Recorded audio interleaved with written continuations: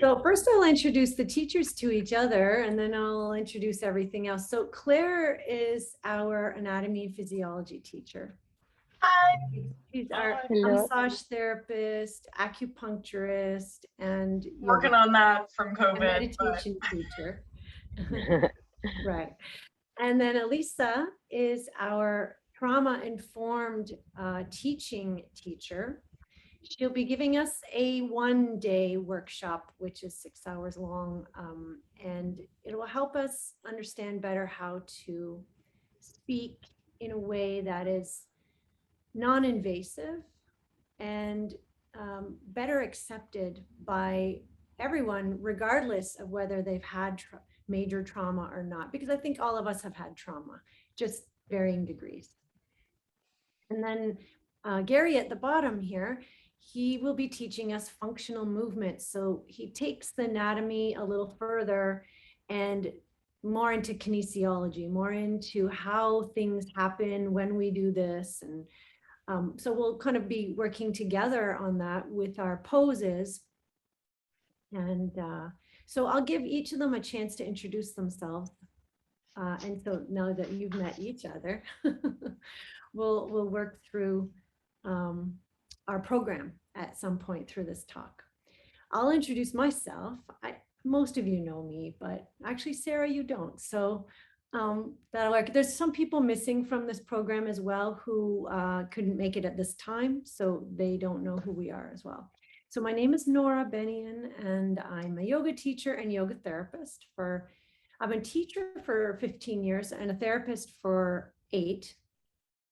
And there's a difference, but the point that I bring this into the conversation is that my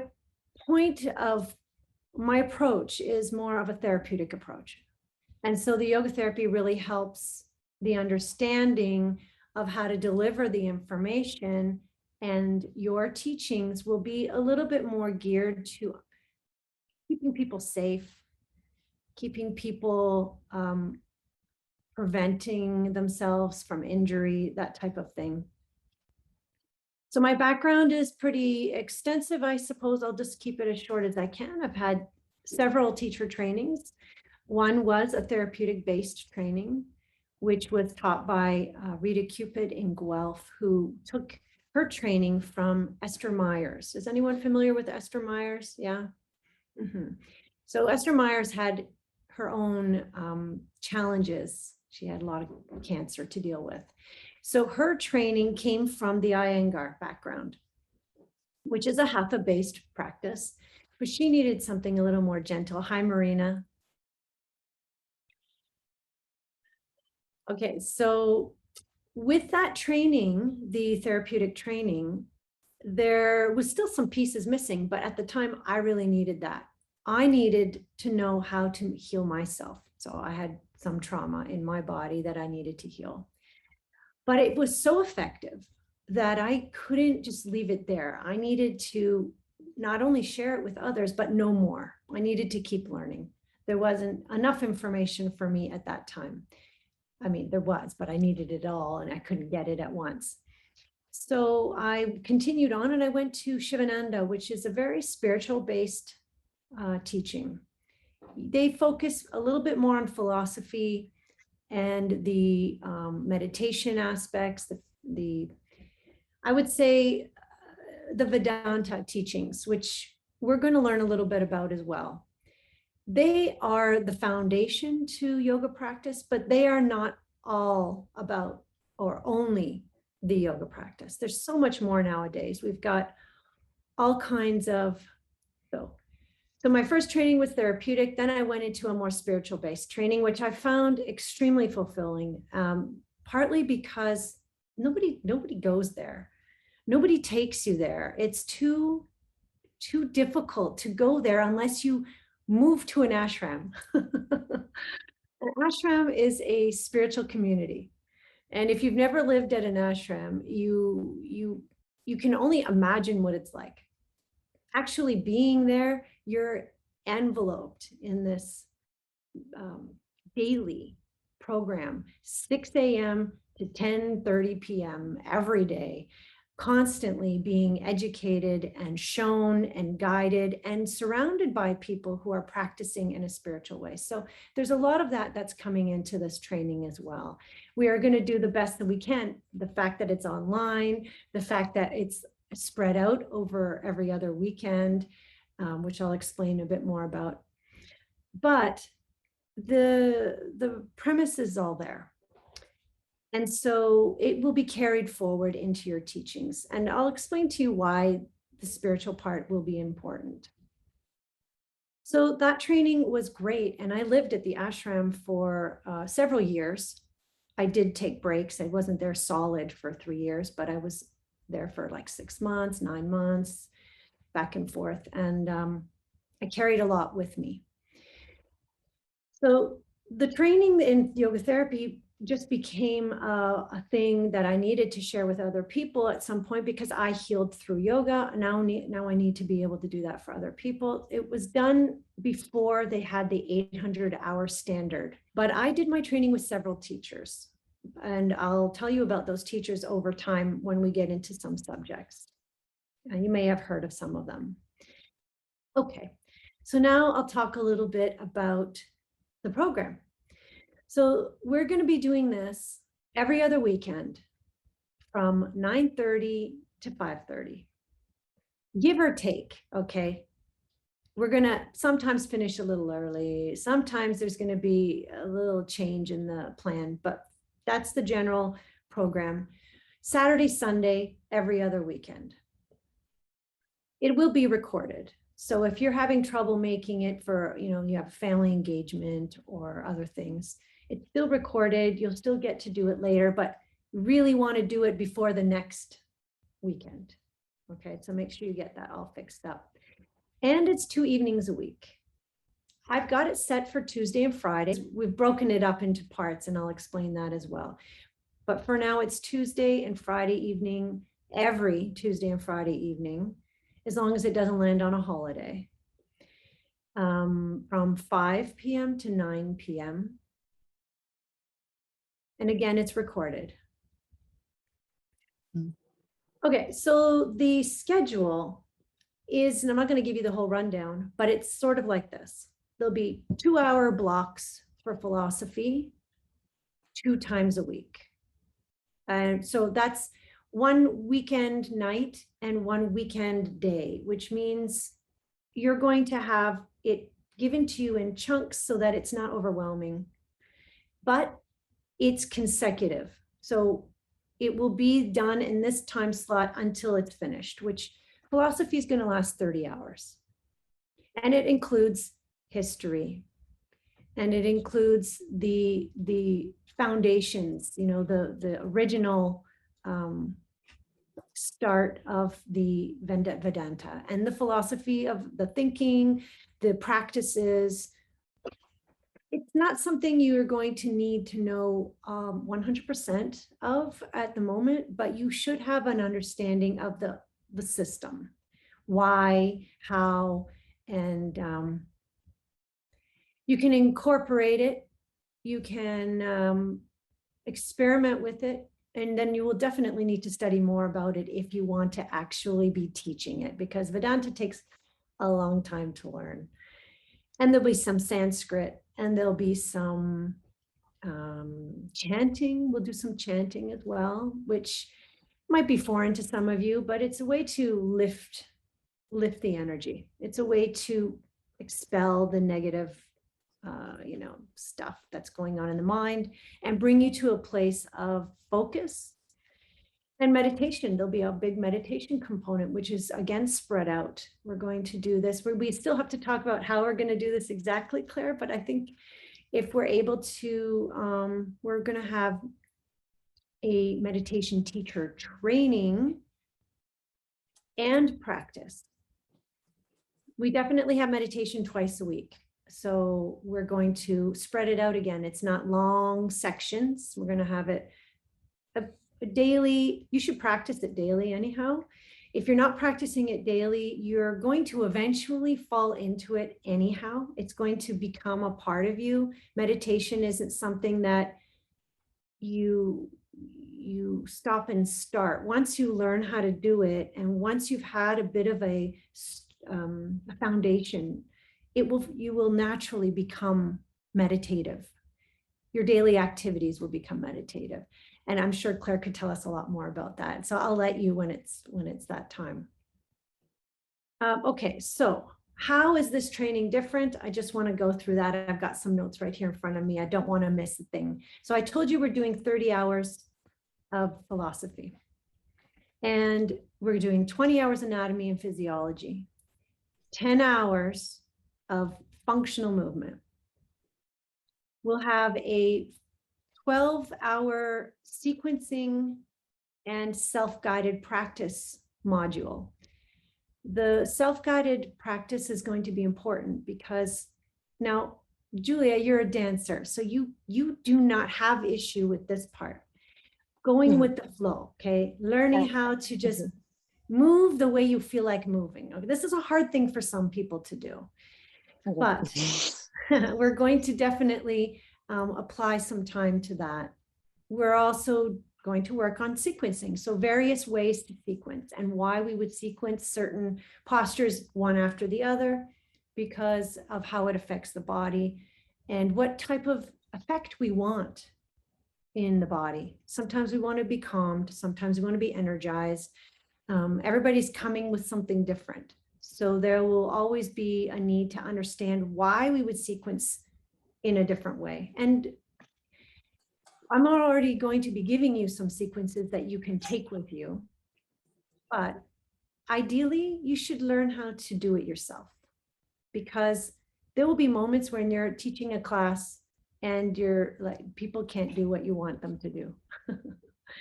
The bodies won't do it. Their energy is not there and you have to change it. You have to be able to just, okay, we're going to do this instead and feel comfortable with that. So we'll be working on that. You'll learn therapeutic yoga. It'll be a 14-hour module. Why? Because the world is full of ailing people.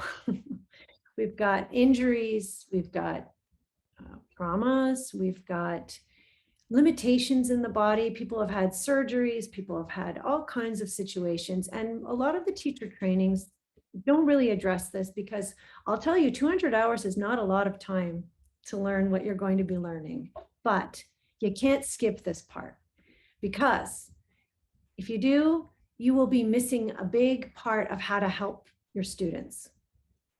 You could temper, you could, I wouldn't want to put it in these words so much, but just kind of read the way you want to. You could injure them, and we don't want to injure them. We want to guide them safely. We want to understand what they can and cannot do based on certain limitations in the body.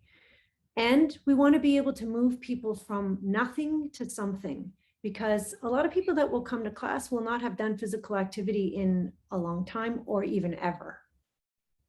So they don't understand how the body is fragile and sensitive.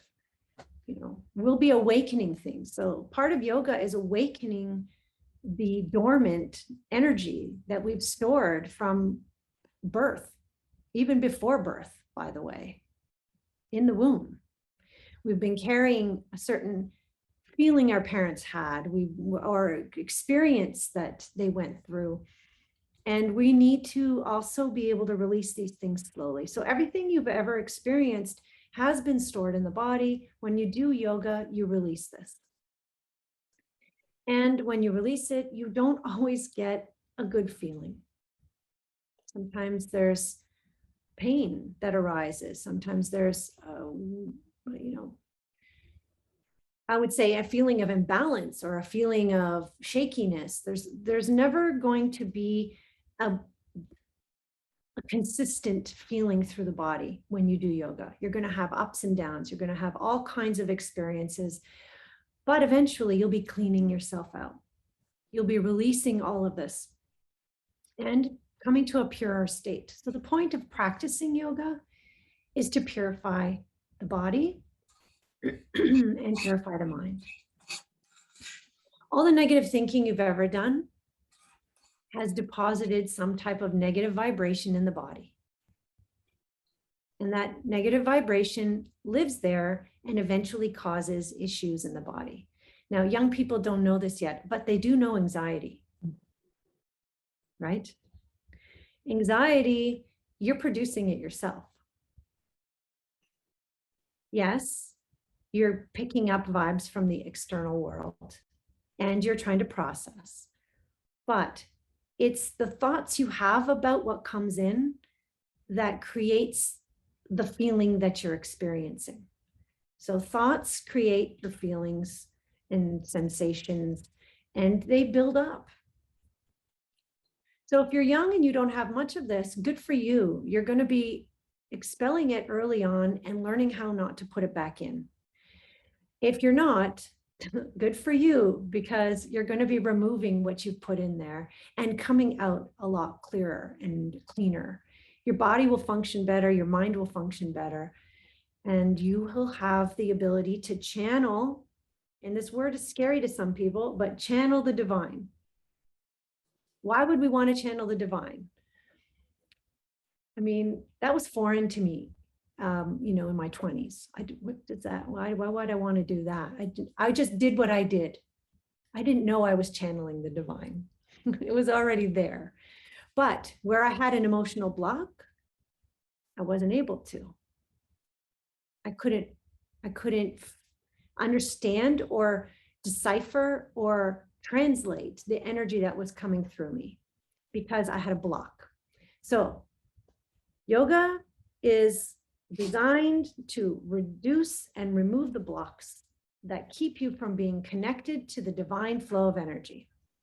When you're connected to the divine flow of energy, you are full of life, you are vital, you are strong, you are capable of whatever it is that is thrown your way, and you're able to do your work in the world without those mental blocks. Like, I can't, I don't know how, there's so many people doing this. Yeah, there's a lot of yoga teachers out there, but we don't even have enough because everybody needs to be doing yoga, right? We know that. And yoga does not have to be done on a mat. Yoga can be done in a chair. Yoga can be done in the bed. Yoga can be done seated in the mind. Therapeutic yoga is going to be a big piece of this. It's the first part, okay? And I want to build the foundation from there. Now, the next area we'll be focusing on is healthy alignment. So, some teacher trainings focus quite a bit on alignment and some don't. And I know those of you who've done yoga have probably experienced that. The alignment part is important because if you don't know which way is the way to hold the body in a pose and you repeat that pose over and over, you start to create injury. You start to create a repetitive strain. I didn't know about core engagement in triangle until I popped my hamstring. Yeah, took a couple years to heal. I didn't know about proper positioning of my shoulders in plank until I started to produce a little bit of tendonitis. So what I'm trying to bring into the training is an ideal alignment that's safe and produces good effects in the body. So Gary's going to help us with that as well. And every body is different. So one kind of alignment isn't going to work for everybody. We need to look at the body and understand what alignment works for them. So we'll be doing that. And you're going to feel it in your own body. We'll be practicing these things in our bodies. We're going to also break down the poses, each little teeny little piece, which way this should be pointing ideally for a certain result, and what the alternative to that is, and what else can we do to make it easier, like the adaptations. We'll be doing modifications and adaptations using blocks and props and things like that. Then we'll be working on energetic theory. So we'll be learning about Kundalini energy. We'll be working on the chakras. We'll be working on the vayus, which are winds in the body. And I'll give you the information about that as we get closer to it or when we start to talk about it, because it's a bit in depth. But these theories are going to help you know when to give a person a certain pose versus another pose. And why would we do that? What do they need? Where are they needing to balance out? Do they need more grounding, or do they need to be lifted? You know, or do they have trouble digesting? Should we be focusing on the core and the samana energy, which is the fire, the digestive energy? Now there's more than that, but that's just to touch upon. We have only 5 hours of that, but we have 20 hours of practice. So we'll be doing the energetic practices on that subject. And that includes also meditation and pranayama. And then we'll be doing 10 hours of intermediate and advanced postures. Now I realize not everyone's going to be doing that, but at least you know how they go, what they look like, what the basic cues are. Your body may not do them, but at least you can guide someone through them. Okay. And verbal cueing is a really big thing, especially if you're going to teach online. Which brings me to the point we'll be covering in an online teaching segment as well, because it's one thing to teach in person and it's another thing to teach online. So how does that work? And what are the things we need to know about doing that well? So the advanced poses, that's only 10 hours worth. And then we have a yin yoga portion, which is 12 hours, which I know Julia will like. Yes. So yin is the opposite of yang, and our base training is yin yang. So you will have a touch of both all the way through, which is ultimately hatha. Ha, sun, tha, moon, hot, cool, opposites, just like yin and yang. Then we'll also have a 12-hour prenatal yoga module, because pregnant women will come to your class or you'll have them as clients, and you want to know how to give them a safe practice that's also enjoyable and also effective. And it's not a practice you can't do yourself. It's a gentle practice. So that'll be something you can also give seniors if you're going to be teaching, you know, I call them seniors, people that don't move as well anymore. Let's just put it that way. And then finally, we have 30 hours of teaching methodology, which is a lot of what I've already mentioned, except there will be more focused on making adjustments, modifications. Sorry, quick question. Yes. Is hatha a part of this? Hatha? Or is hatha Yes. just the name of it? Hatha yoga is the base yoga of almost all yoga practices except for Kundalini. Okay. Now, that's our base practice, is hatha. Also known, in other words, as yin yang. Okay. We're not following a set sequence like some hatha schools do. Like Shivananda has the set 12 postures. We're working on as many postures as we can, and we're working on how to sequence them in various ways for different effects in the body. Because not everyone is going to be able to start with a headstand, and not everyone is going to want to be able to do sun salutations at a quick speed. Okay, so there's a lot to hatha yoga. There are 4,000 poses. We're not going to do all 4,000 poses. We're going to do as many as we can within our reach, and know the difference between when we're doing yang and when we're doing yin.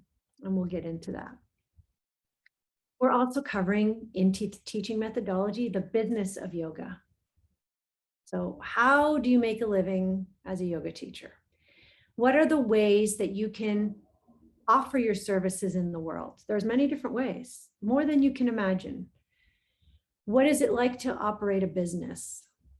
What are the pieces? And then we'll also talk about, we'll talk about insurance, we'll talk about accreditation, we'll talk about, you know, how to get the word out, a little bit more into advertising for your business, because that's a tricky part too.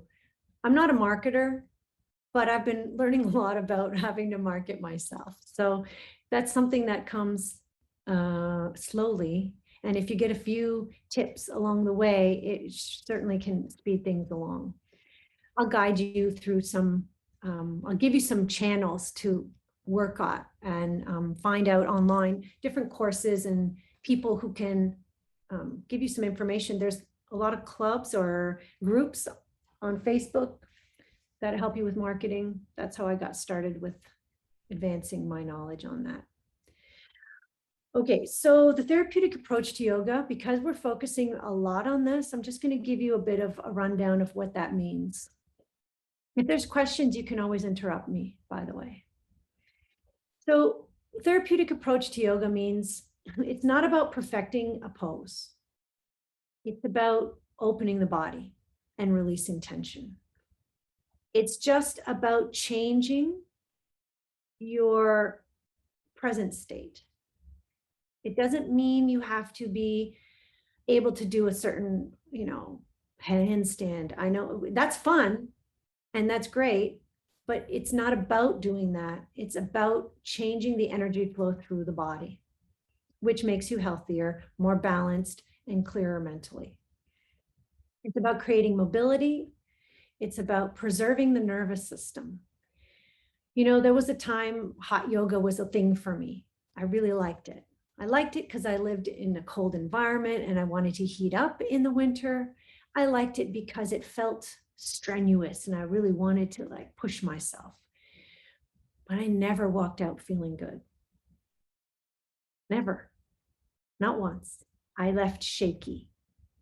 I left ungrounded because it's not for my constitution. It's for other people, but not for me. Now, when we want to preserve the nervous system, we don't make our body do things that doesn't help it get balanced.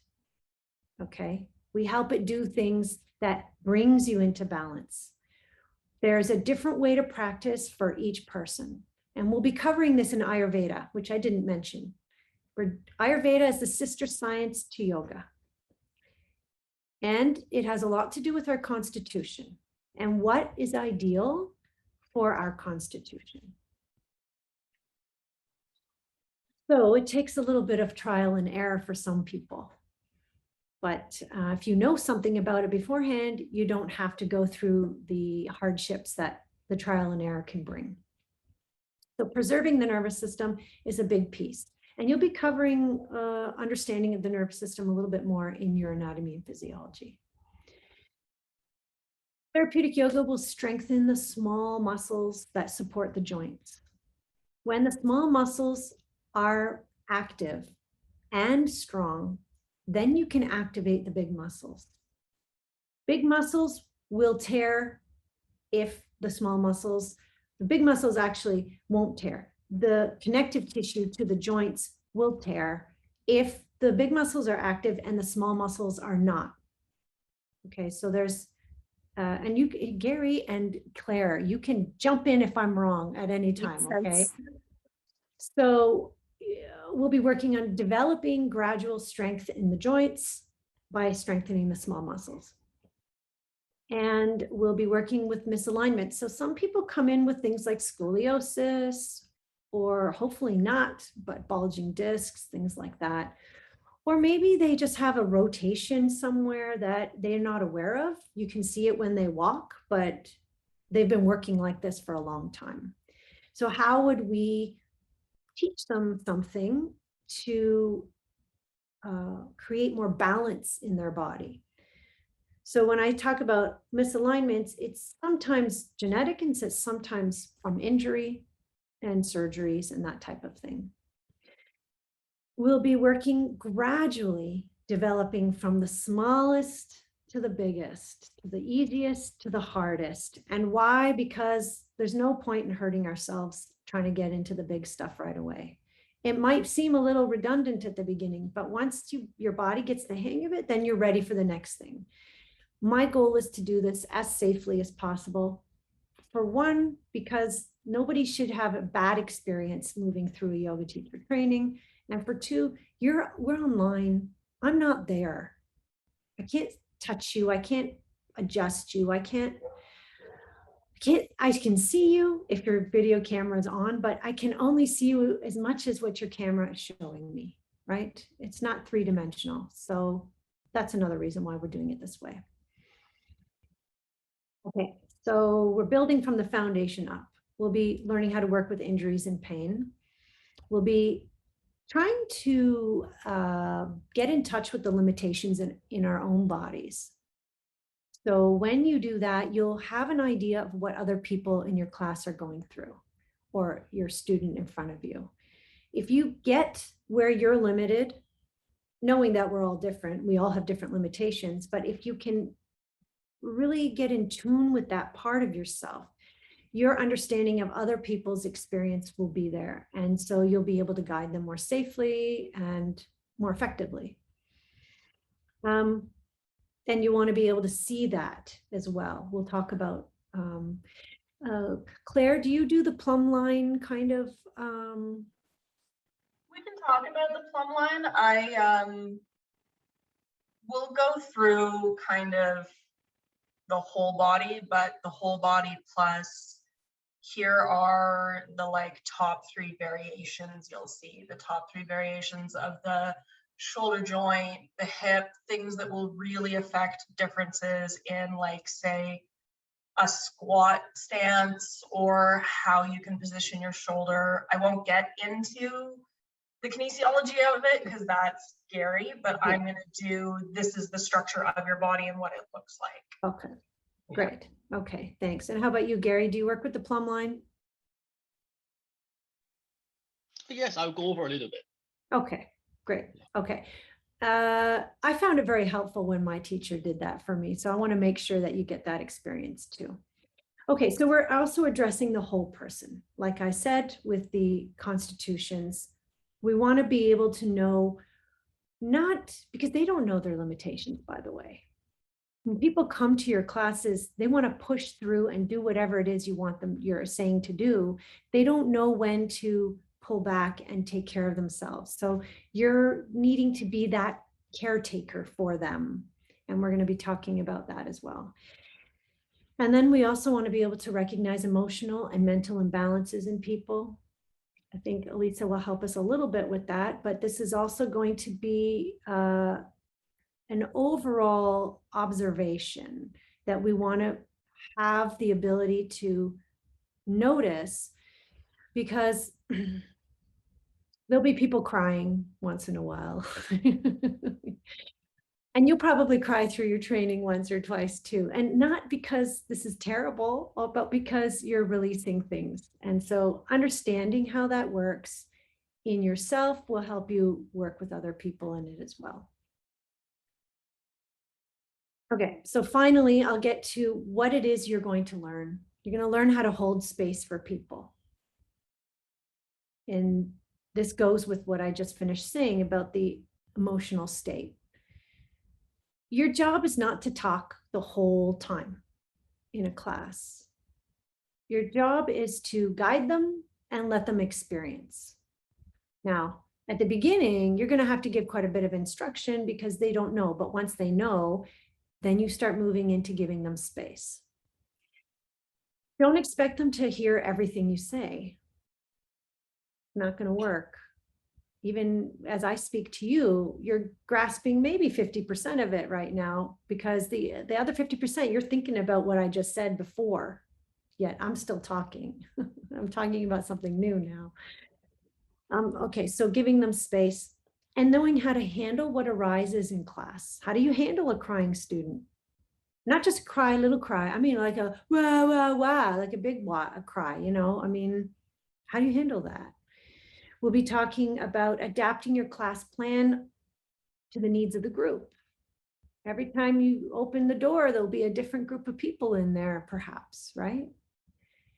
And your plan is not suitable for this group. How do you handle that? When to speak, when to be silent, we'll go through that. Verbal cueing and guiding students verbally, but also virtually. It's going to be a bit of a challenge, but it's doable. And a lot of us are doing it now. You're going to be learning about I've mentioned a lot of these things already. So how to manage a class environment. What's the environment supposed to be like? How can you make it better? What can you do to make the environment conducive to a student's ability to release stuff, feeling safe? How to prop them. And yeah, I mentioned just about everything, how to create your own classes. So I'm open for questions. And then after that, we'll let the other teachers speak as well about what they're going to do. Any questions? Yeah, Got it. and one thing I didn't mention, by the way, is you'll be practice teaching each other. Or you find yourself someone to practice teach as well. Because that part is going to be very important. If you don't have this little bit of practice here in the safe place of the training, it'll be much more challenging to get out there and do it. So we'll have some practice teaching sessions, and there'll be at least 10 hours of that for each person. So just so you know. Okay. Any other questions? That was great. Thank you. Okay, you're welcome. Okay, Claire.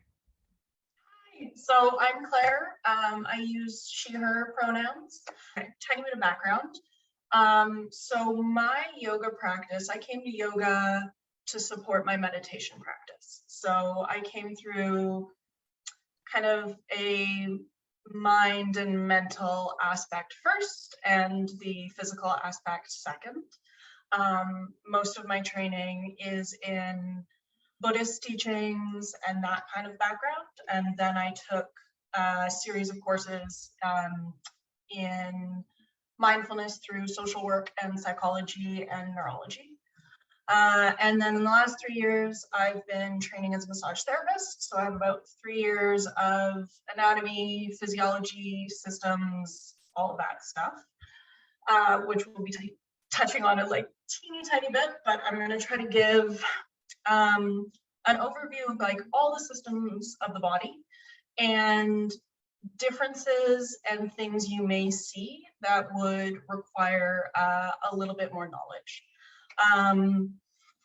A good example that comes to mind is when someone has a concussion and you don't necessarily know how to approach that. So I'm going to stay away. I'm going to talk about anatomy and physiology. I'm going to stay away from the kinesiology and body patterns because Gary's doing that.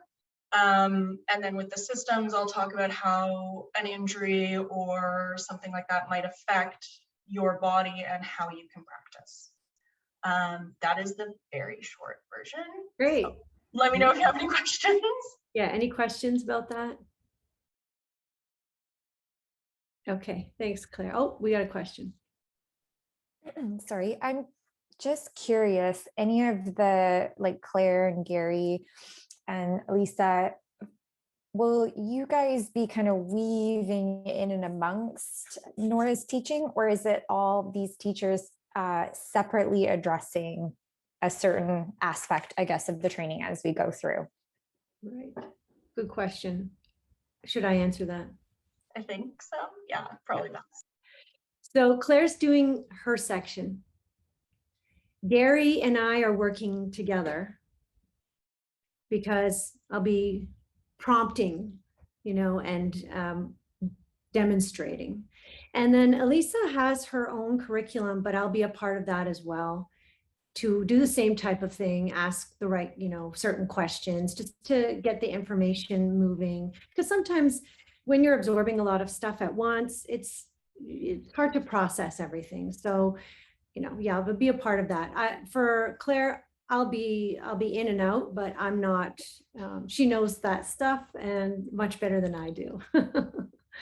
Great, thank you. Okay, thanks. All right, Elisa, would you like to go next? Sure. Hi, everyone. I'm Elisa Urtiaga Medina. I've been using they, them pronouns.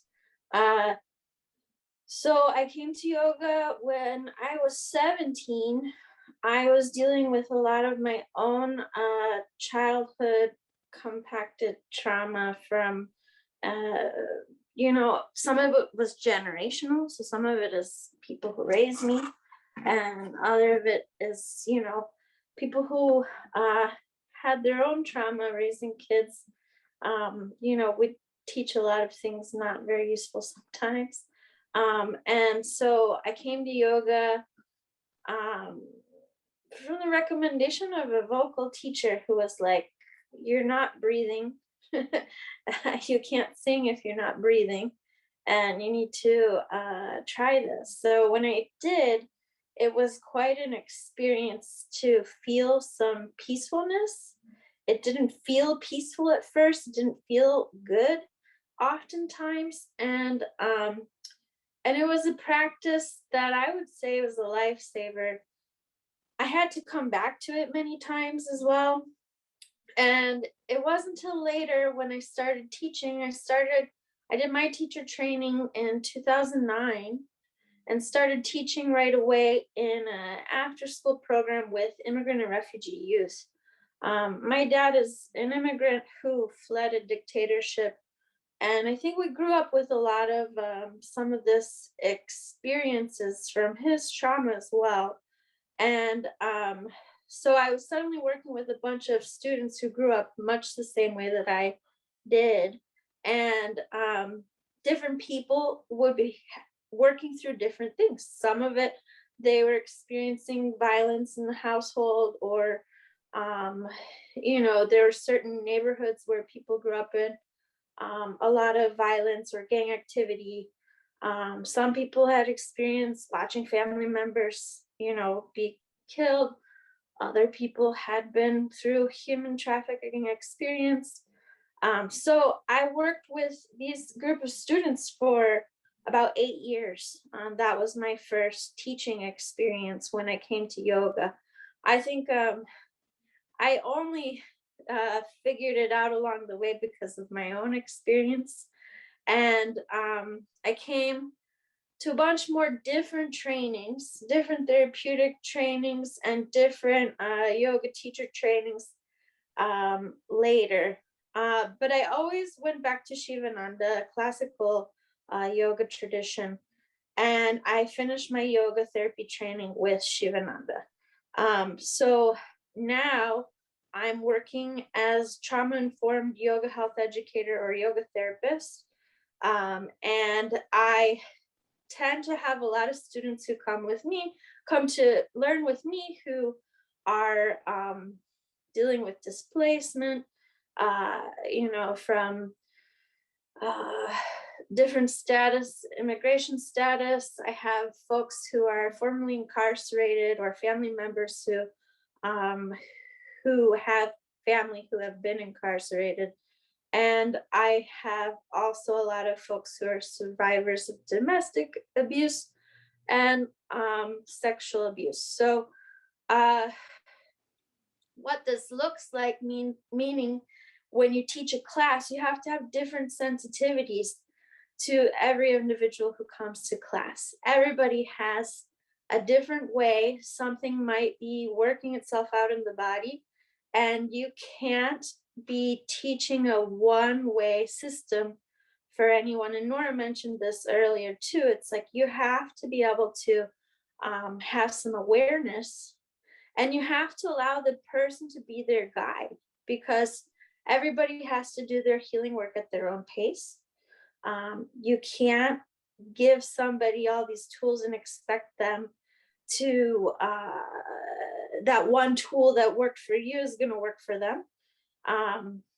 Everybody's experience is completely unique as they work through their own trauma. And so I will talk a little bit about a diversity of ways that people might be experiencing this in their own asana practice, different ways to cue so that you can guide people in a practice and it will be less triggering.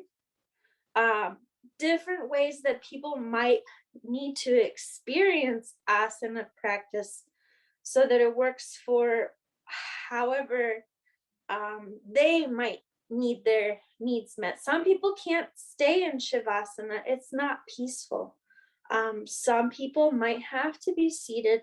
Some people might have to be guided through what is the physical sensation they're going to experience in an asana, because physical sensation doesn't always feel great or comfortable, or you might not know what it is.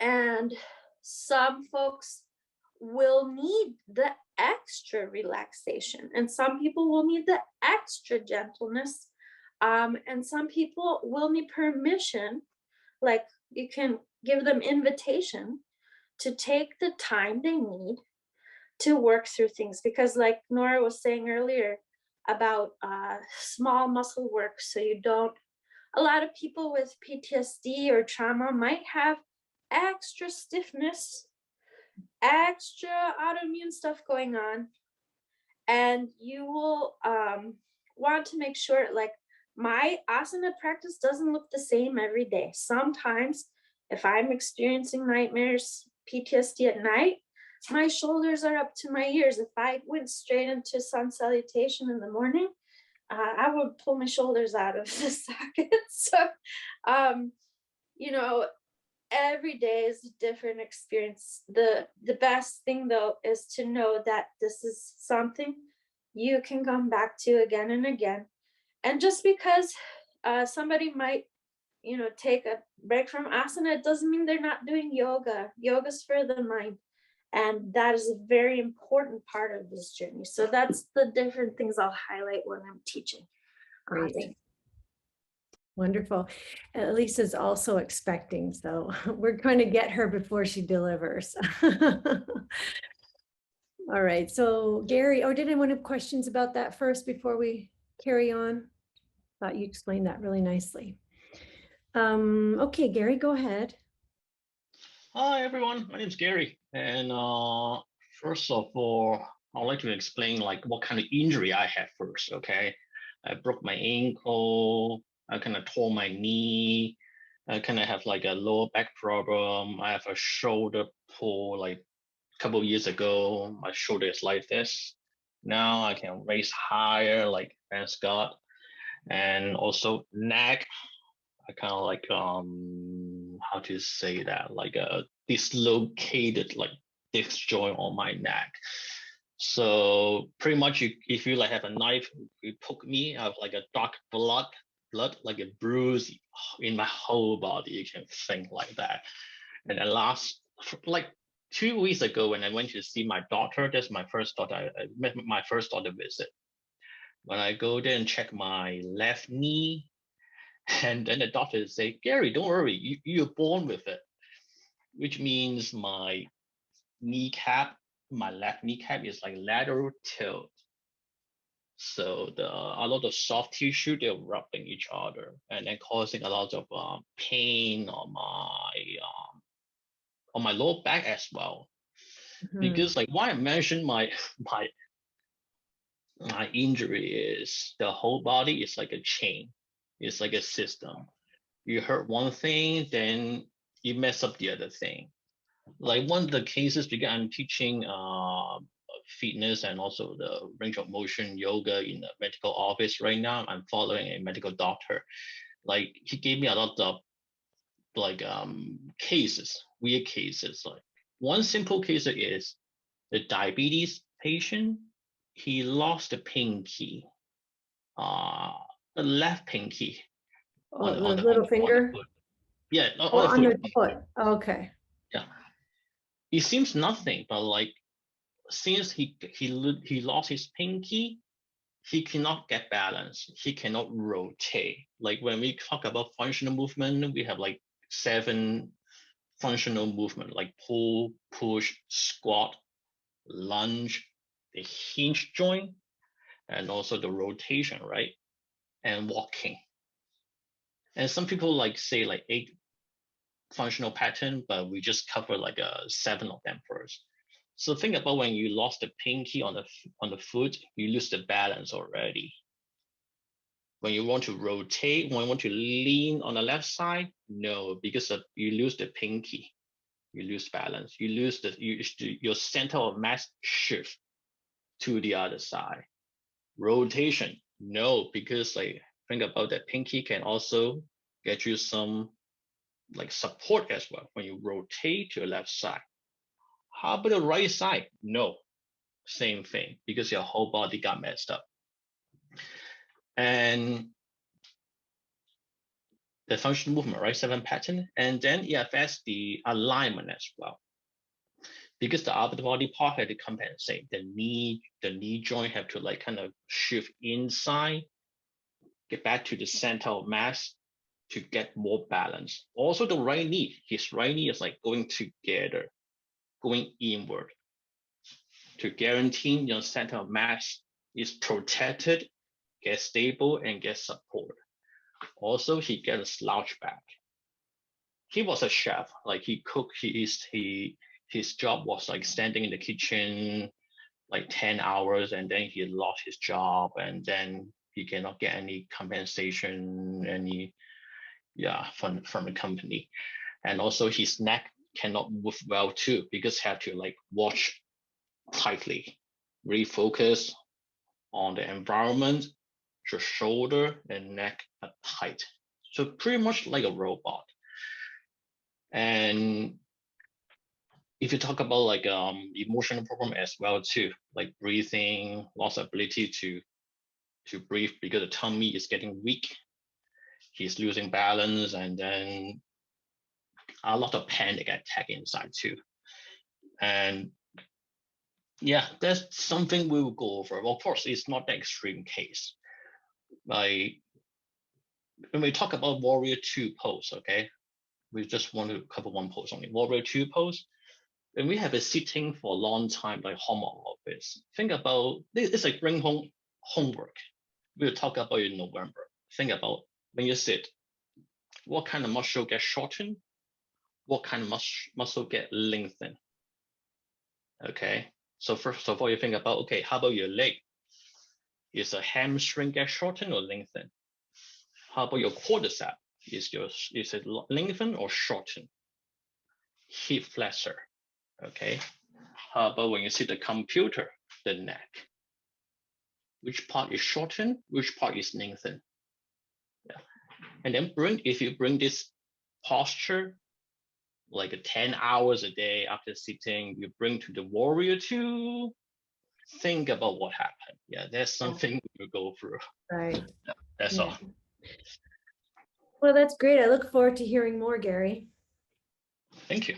Yeah. Any questions from anybody? Okay. I just want to say that I've got to run, but it Okay. was lovely meeting everyone, and I'm happy to answer any other questions another time. Okay. So what we'll do is if any questions come through, I'll send them toward you. Yeah. All right. Perfect. Thanks, Claire. Thanks. Lovely meeting you all. Okay. So I just wanted to finish off finally with this. We as people need a way, it's like a tool, okay, to cope with the stresses of life. And we've got a few, right? We've got a few out there. You can have a glass of wine, you can go out and party, you can do a bunch of different things, but they don't do you well in the long run. They are temporary fixes, and what we're looking for is a long-term way to deal and cope with stress. So decrease the amount of stress we take by the way we think, because yoga has a lot to do with that. We'll talk about that in philosophy. Decrease the stress, the effects of stress. So the tension that we gather in the body through our practice. And then also learn how to help other people do the same thing.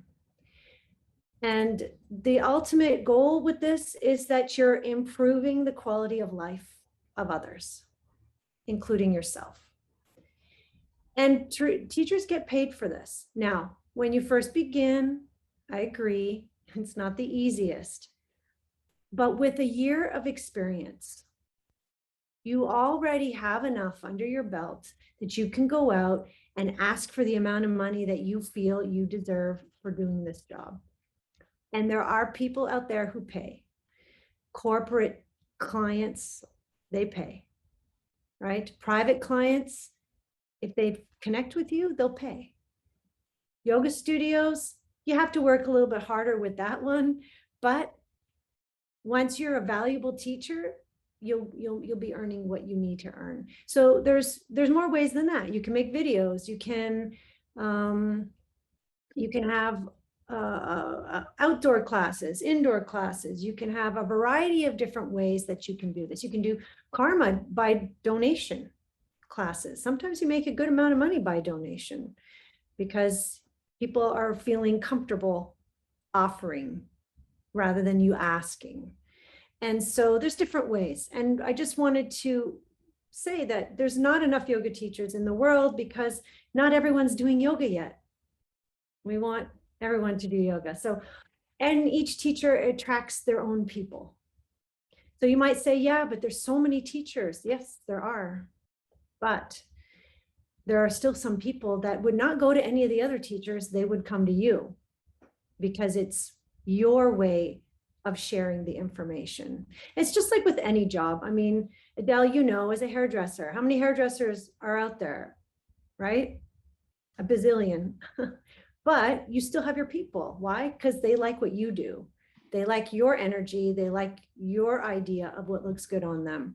So it's the same thing with yoga or any other doctor or any other practitioner of any kind. So there's always a fear of, well, there's just so many others doing this.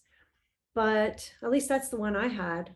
I had those concerns. But honestly, 15 years later, I see that I've got people that come to me because of what I'm offering. And so that's something to keep in mind as well. So let's finish up this section. Are there any final questions that have come up, arisen?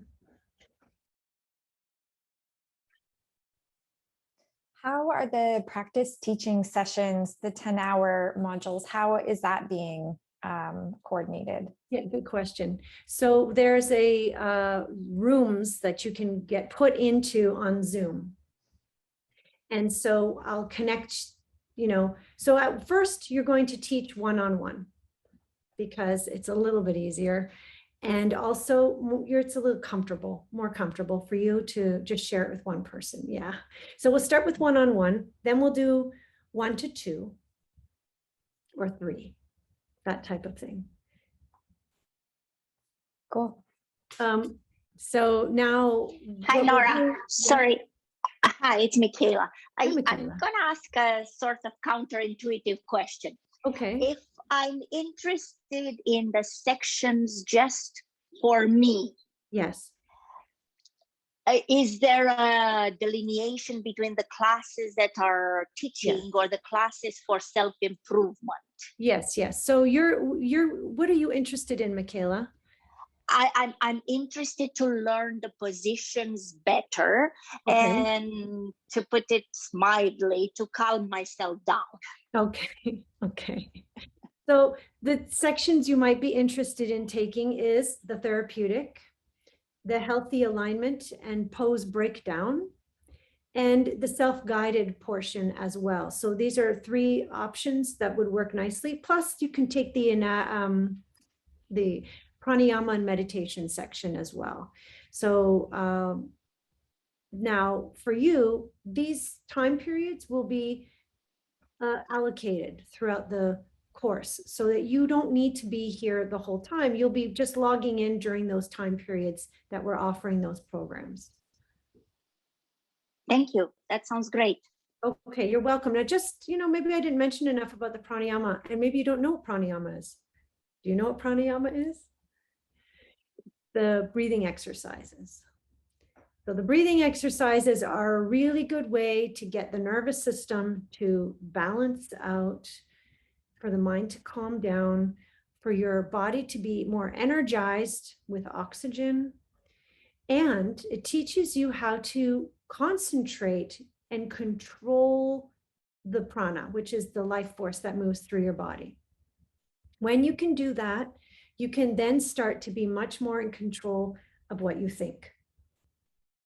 Your thoughts will not be like taking you on journeys unless you want them to.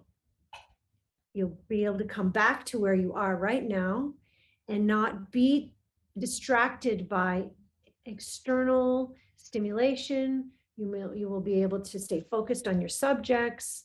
You won't be as easily talked out of something you want to do because of your negative thinking. You'll be able to come back to a place of balance more regularly with the practice of pranayama and meditation. So it's a gradual process, and we've got 20 hours of that. So you'll feel it over time, and it'll start to become natural. You'll be able to do this on your own afterward, which is the goal. So we're going to practice soon. If anyone has any last questions, I'll take them right now, and then Julia. Mara, for the 10 practice hour, the 10 hour, Yeah. because I will do, they ask me in the theater if I can give some yoga, Yes. because they always see me do yoga. Can I include the hours of yoga that I teach, that I will teach in the theater? Yes, you can. I Yes. can maybe tape.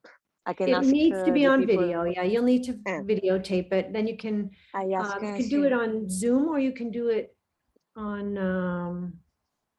and then upload it to YouTube, and as a private, then you can send it to me. Yeah. Okay. So we'll talk about how that can work, but we'll find a way for it to work. Yeah. So any practice teaching you do will count, as long as it's part of the time period that we're working through our training.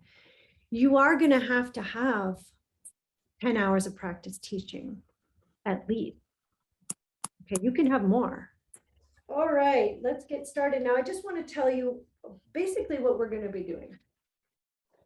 I'm giving you a taste of the therapeutic, of the yin, of the yin yang. And so there'll be a gradual build up from like early part of learning all the way through. It's only an hour long, but we'll make it work so that it's seamless in the sense that you're warmed up enough to get into some of the movement, okay? So we're going to start lying down on the back. Head supported. Now you don't have to have head support, but you want to be able to lean your head back into something at some point, so a hard floor is not going to work. Let's start with the knees bent and the feet on the floor. Place the hands on the upper belly. Okay, good.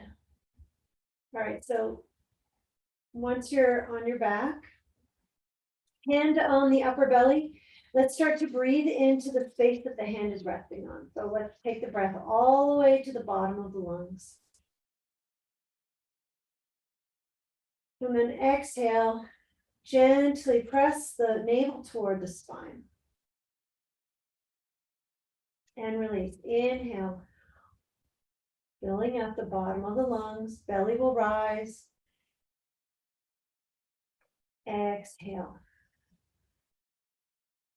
Navel to spine. Release, inhale, fill to the bottom again. Belly expands. Exhale, contract the belly, press the low back to the mat. Now slide your hands to the bottom of your side ribs. Inhale, fill the belly, then fill the sides. Your lungs should be pressing against the rib cage, moving your hands out. As you exhale, everything comes back in. Draw the navel to the spine and the low back to the floor. Again, inhale, fill the belly, fill the sides. Exhale slowly.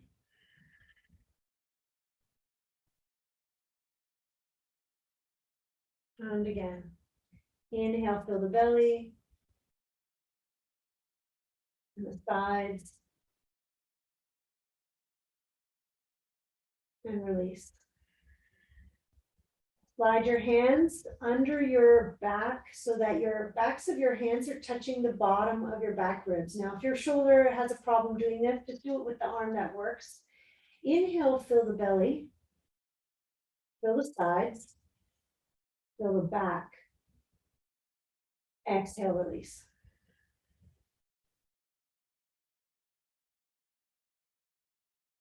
Again, inhale, fill the belly, sides, and back. and release. Notice how long the breath is. Inhale, fill the belly, sides, and back. And release. You can bring your hands out and above the head now, creating like a diamond shape with the arms. Bend the elbows, drop the hands down onto the floor, elbows drop down. Bring the soles of the feet together, drop the knees open. We'll be breathing again, filling the front, sides, and back. And exhale, gently draw the navel toward the spine.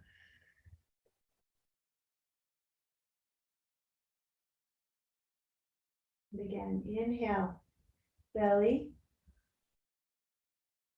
sides, back. Exhale slowly.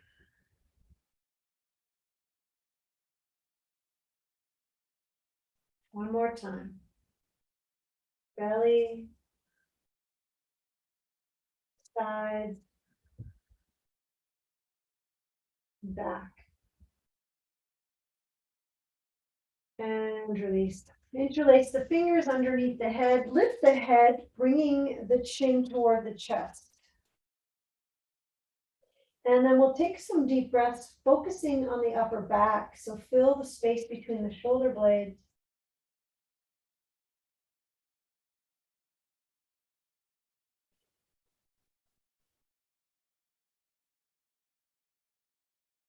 One more breath like this.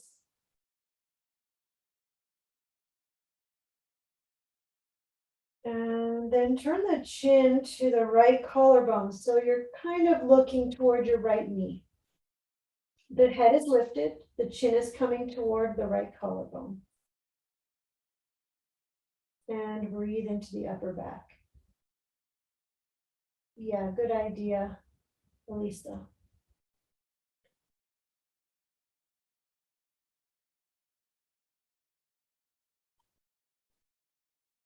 And then come back to center. Take a deep breath. And then bring the chin to the left collarbone, using the hands to lift the head, breathing into the upper back.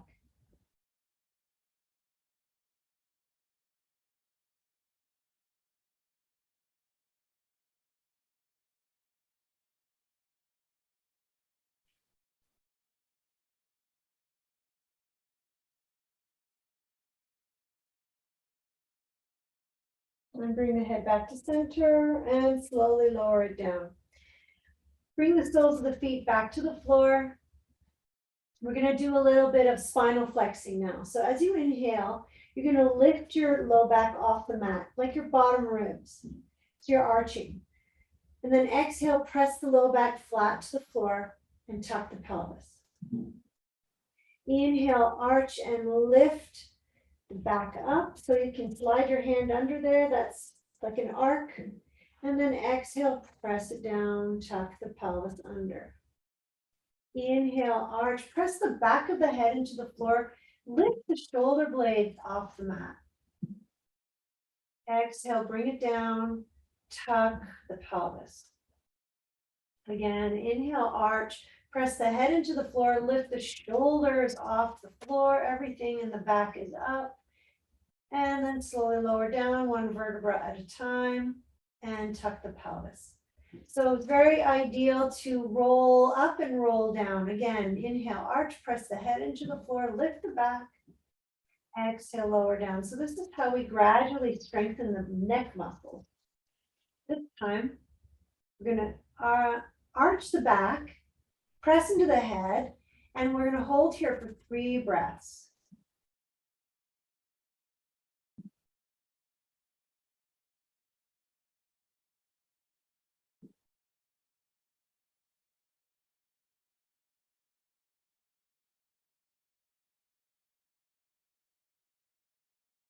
And then slowly lower down. Let's hug the knees into the chest. Rock a little bit from side to side. So we'll get the abs engaged. We're gonna, oh, so in your case, you're not doing this one, Alisa. Alisa, pick a pose that works for you, okay, while we're doing this one. We're going to place the hands on top of the thighs and with the fingers touching the knees. Now your arms are gonna push your legs, but your legs are not gonna let your arms do that. So push your legs, legs push back. And release. Inhale. Exhale, push the legs and release. Inhale. Push the legs a little harder. Push, push, push, and push back and release. Inhale. Exhale, pushing and release. Again, pushing harder and release. Now we're going to move the legs a little bit over to the right. Not so far over that you tip over, but just a little bit to the right. Now push your legs away and resist here.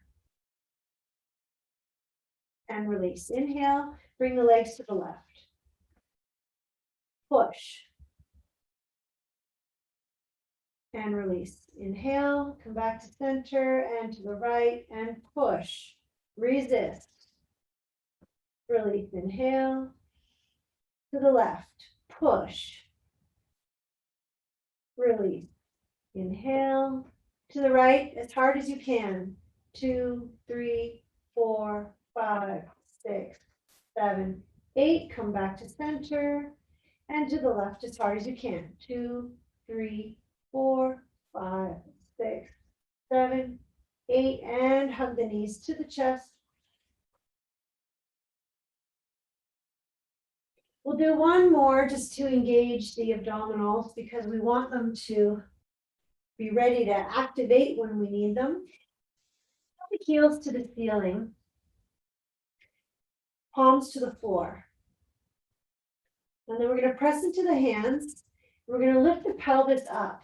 So you're not really swinging the legs. We're just lifting the pelvis like an inch off the ground. Up, down, up, down, up, down, up, down. Good. Breathe. Up, down, up. That's it. Not even that high, Sarah. Just a little bit less. Yeah. Just like a curling of the spine, really. That's it. A few more.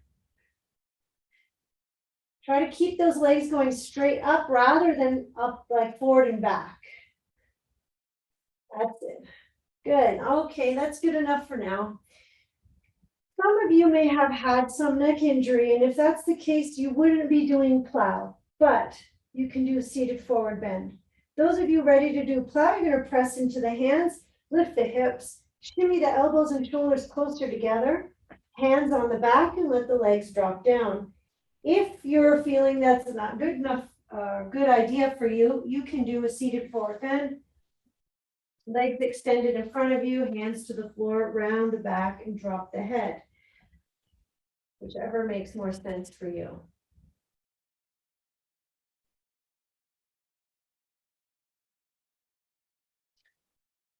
Taking deep breaths, relax the jaw. Okay, so it's not important that the toes touch down. It's important that you keep the weight of your body in your elbows and your shoulders.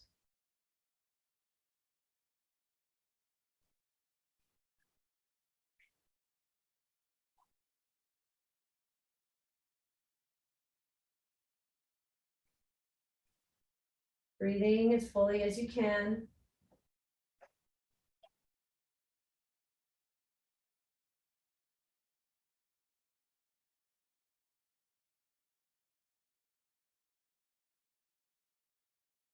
All right, if you're in plow, let's lift one leg up toward the ceiling.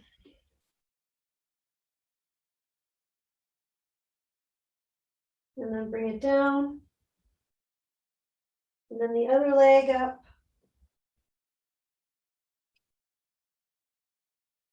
And bring it down.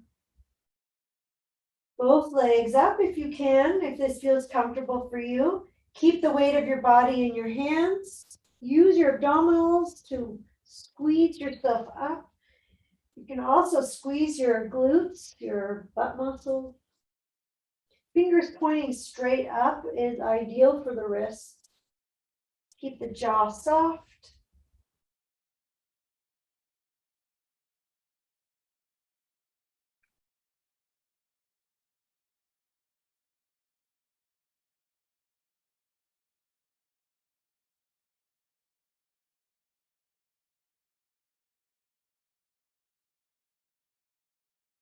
And then we'll lower the legs back over the head. Bring the hands to the floor. Slowly roll out. Now keep the legs up like this. Okay, so those of you who are doing seated forward bend can now come onto your back, but keep the legs up. We're going to flex the feet and separate the toes as much as possible. And then point the toes to the ceiling. And then again, flex the feet, separate the toes, really spreading them apart and point. Flex the feet, separate the toes and point. Okay, part the feet a little. Let's make circles with the ankles. Big, round, wide circles. So we're greasing the joints. Really, it's just the toes making the ankle is rotating, but the toes are drawing a circle in the air. That's it. And then go the opposite way. Nice and slow. And as full as you can make them. And then we'll come into happy baby. I think we can all do this. Grab the feet, open the knees around the body. Let the hips release as the legs drop toward the floor. And we'll take some deep breaths.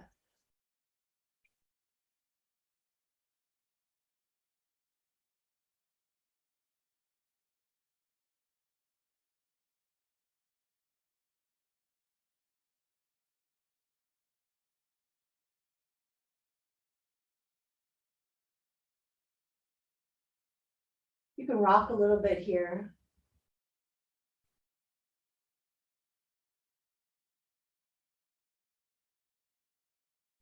And then there's one more place we can take this. You can bring the soles of the feet towards each other, hold your feet together, and then pull the feet toward the head. So your knees are less bent now. Yeah. So pull the feet together and over the head or toward the head. And this is just an extension of happy baby. So, but it's not a plow. Your back is still on the ground. You're just kind of hanging onto your feet and yeah, that's it. And just notice where the pull is, where you're stretching.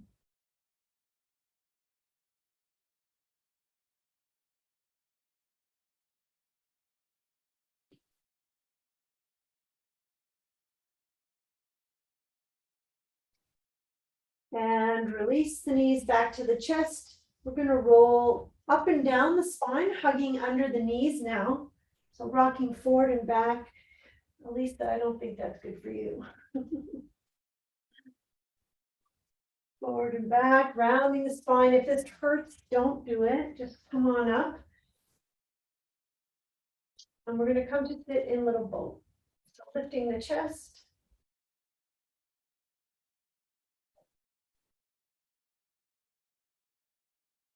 And then release the legs. And then see if you can reach the arms over to the right. And the left. Both arms. Right to the right. And the left. And coming back up. Pull the legs in as tight as you can. See if you can straighten them up a little more. And then release. Good. So there's many places we can go from here. We can grab the feet, we can open them up, but we're not going to now. Let's come to a comfortable seated position.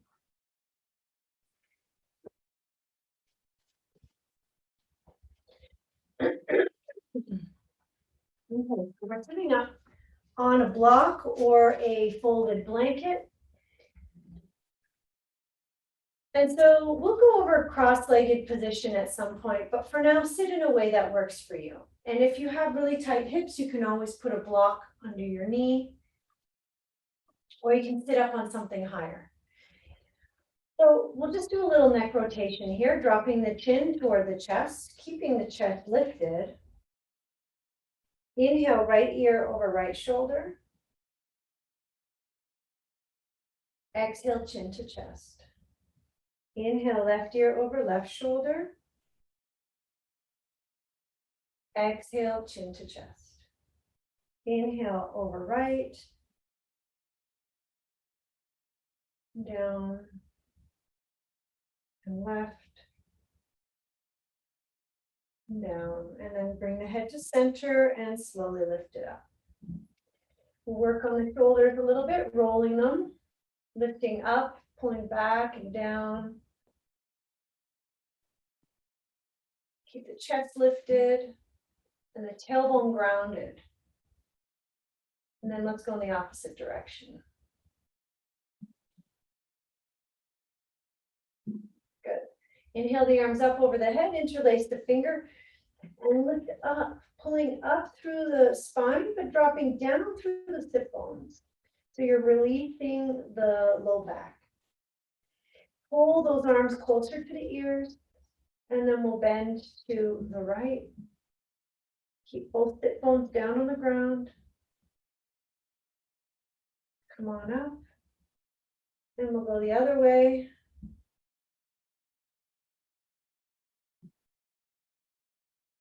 And up. If you're able to, bring the hands together and bend the elbows. Press the head against the forearms, pushing the elbows up. So, we're just doing what we can, trying to loosen up the triceps and the shoulders. Take a deep breath.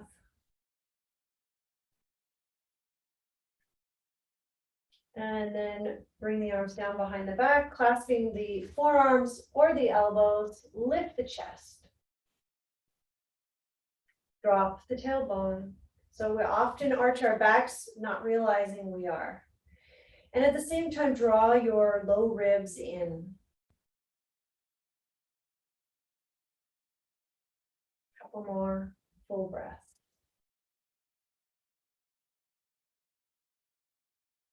Okay. Interlace the fingers behind the back, stretch the arms up, open the chest, chin up, shoulders away from the ears.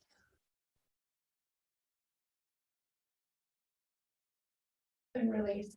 Bring the hands together in front of you, interlace the fingers. We'll prepare the wrists for some movement. So we're rolling them in, so one wrist is moving or one hand is moving the other. So the wrists are warming up, good. Go the other way, good. And then stretch the arms out in front.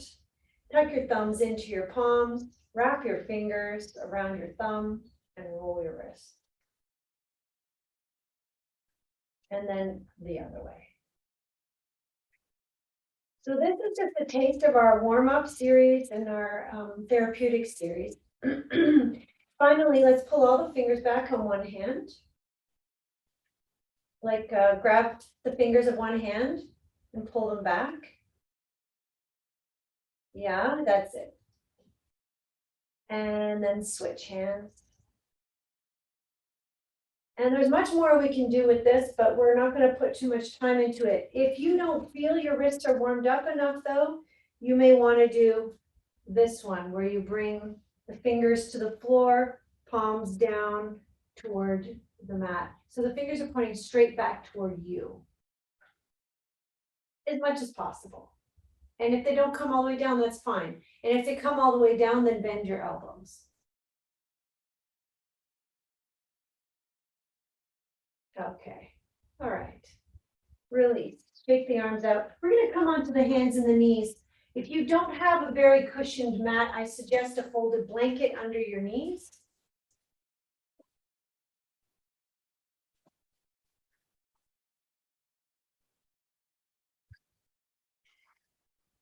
Start off easy in cat and cow, so the wrists are under the shoulders and the knees are under the hips.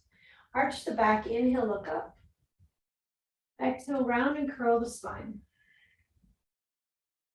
Inhale, arch and look up, fingers wide spread.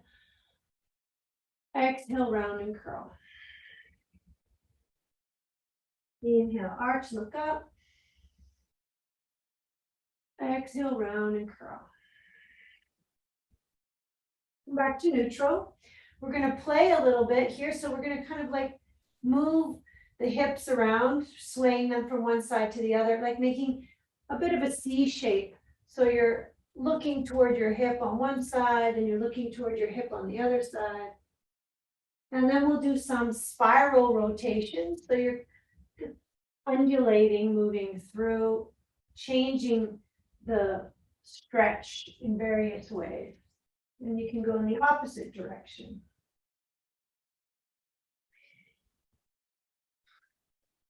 Make sure you're breathing right throughout. Come back to neutral. We'll do a little work for the shoulders now. We'll start off really easy. Between the shoulders, we're going to dip. So let the chest drop down between the shoulders and then push up out of the shoulders. So like you're filling the gap between the shoulder blades. And then down again and up. Down and up. Okay, so we'll revisit this another time, a little bit more challenging way. For now, let's bring the right arm up and the left leg up. So you're going to press the right foot into the floor. We're coming into sunbird, lifting the right arm and the left leg. That's it. Now push out of your left shoulder, just like you did a moment ago in that shoulder exercise. That's it. Nice. Breathe. Good. Bring it down. We'll do the same thing on the other side. Left arm, right leg up. Push out of the right shoulder.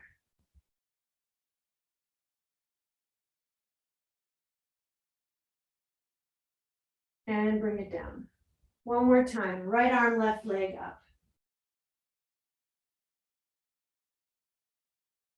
And down and switch.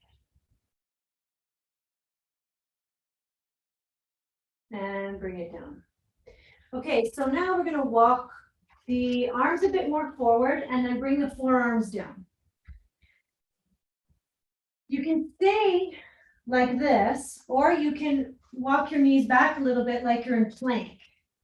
Plank on your elbows. Now that exercise we just did, we're going to do again. So you dip down between the shoulders and up out of the shoulders. Down and up, down and up, down and up. Take a few breaths. As you go through it, you don't have to breathe with each movement, but you have to continuously be breathing. Good. Okay. And then we're going to come into Sphinx. So lowering the pelvis to the mat, chest reaches forward. That won't work for you.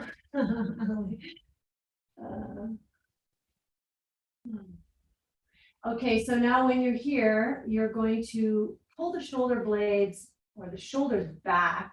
It's not that you're pulling the shoulder blades together, but you are expanding the front of the chest.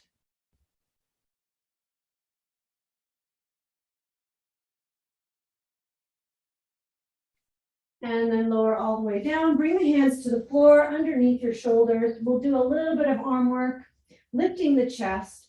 Press into the hands just about 5%. Squeeze the elbows back behind you. Slide the shoulders away from the ears. And now press into the hands another 20%. So you're coming up and then lower down. Take a deep breath in and release it. Inhale, lift the head and the chest, press into the hands, coming up 10%. And then another 10 or 20. Keep the shoulders pulling back, elbows squeezing towards you, and lower down. We'll do that one more time. Deep breath and release.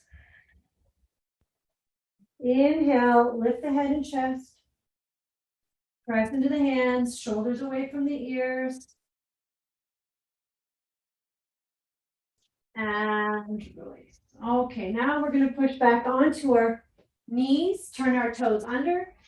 Before we do any more movement, turn your toes under so they're pointing towards your knees and sit back on your heels. Keep your hands where they are. Yeah, so it's really about stretching the toes at this moment. Take a couple of breaths. All right, we're going to get ready for downward dog. Now there's different ways to come into downward dog, but let's try this way. Move your hands forward as far as they can go, but you're sitting back on your heels. Push into your hands as much as you can so that the knees start to lift off the floor. And then push into the legs, lift the pelvis, send the heels toward the floor. Let the head hang down, press through the arms, creating a long line between the hands and the pelvis. Knees do not have to be straight. Feet can be as wide or close as is comfortable for you. And then you can swing the hips to one side and then to the other side.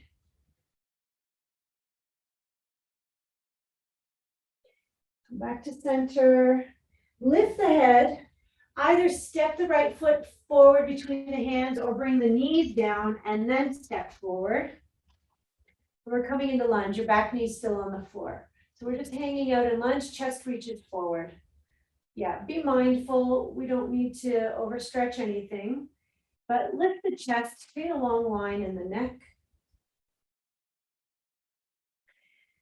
And then we'll leave the left hand on the floor, reach the right hand back. Keep the hips sinking forward. Really open up the chest to the side. Some of you may feel like bending the back knee and reaching for that foot. This is optional. Don't want to pull anything, okay? And then release that. Now straighten your right leg and lift your right arm up. Yeah. Right arm up, yep. There you go. It's a nice opening on the outer edge of the leg. And then bring both hands to the floor, lower the head toward the shin for a couple of breaths.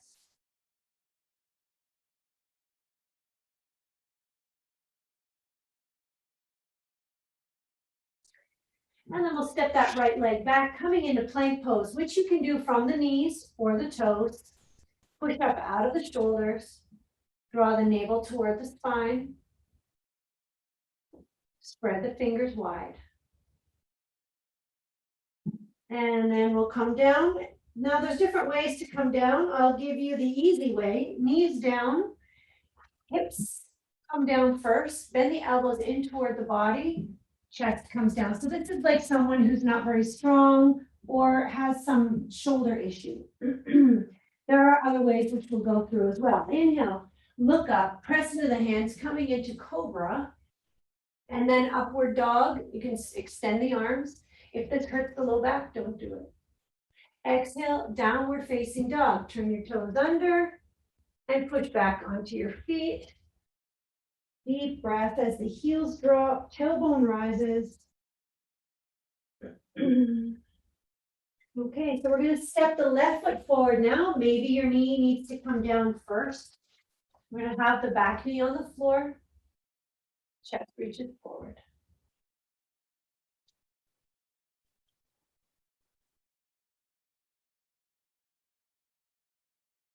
And then right hand to the floor, left hand reaches back. Keep pushing out of that right shoulder, so not to sink in. Push out. Maybe you can or want to bend your back knee. Grab your foot. If this hurts the knee, it's not ideal for you at this time. There's other things we'll need to do before your knee will be ready. Okay, relax that leg down, straighten your left leg now, and reach your left arm up.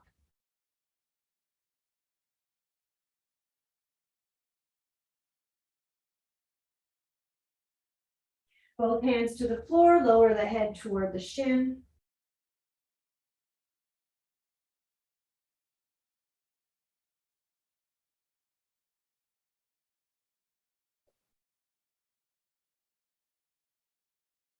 And then we'll step back into plank pose.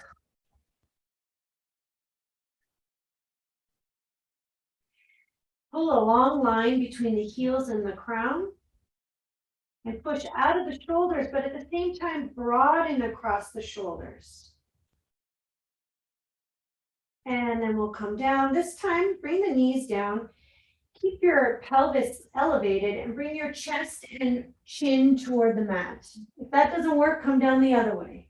And then slide through between the hands and come up into cobra and upward dog. Good. And then exhale, downward facing dog. Deep breaths.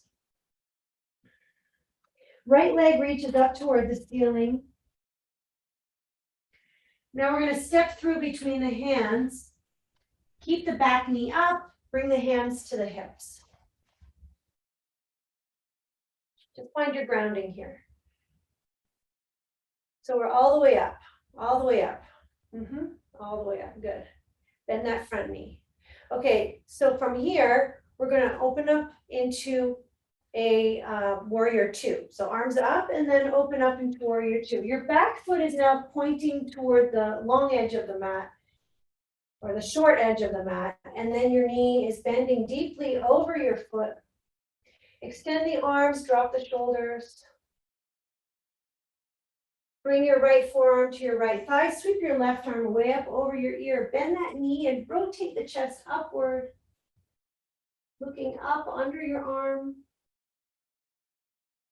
And then keep that front knee bent. Lift the right arm and chest toward the ceiling into exalted warrior. And then bring the arms back down to the floor beside the foot. Step back into plank. Those of you looking for a challenge here can do a side plank. So that means rolling onto the outer edge of your right foot. You can step your left foot in front for extra help and then bring your left arm up. This is optional. If your shoulders don't feel stable, please take care of them. Both hands to the floor. Exhale, lower. This time you can come down however you're accustomed. You can come flat body. You can do right from the toes all the way down. And then inhale, come through the hands, cobra, and upward dog.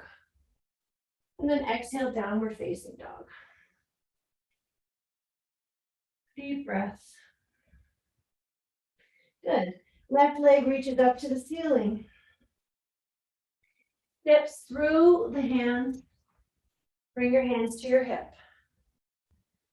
Get the hips square, raise the arms up. Extend the back heel, bend the front knee, tuck the pelvis, and then open up into warrior two. Good. So you're pushing into the right foot just as much as the left. And then bring your forearm to your left thigh. Sweep your right arm way up over your ear.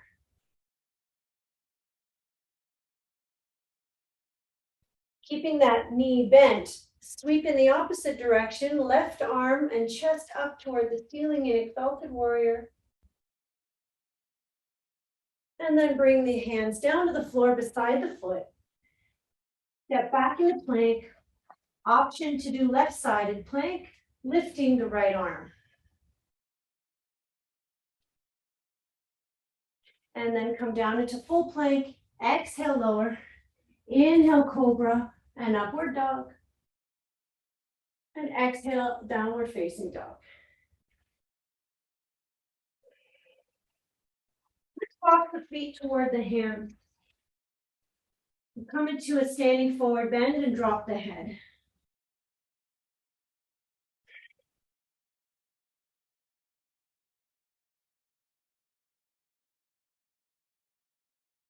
Take a few deep breaths as we let the head hang completely.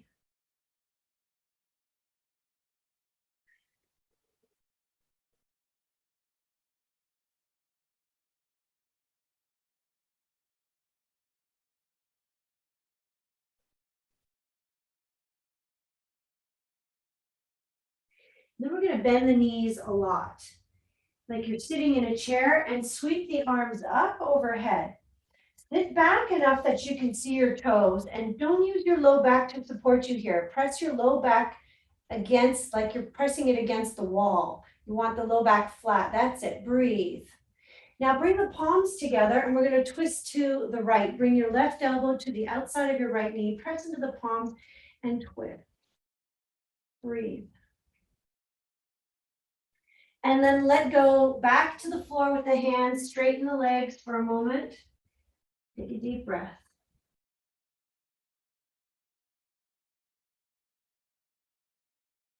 And then bend the knees, coming up again into chair pose.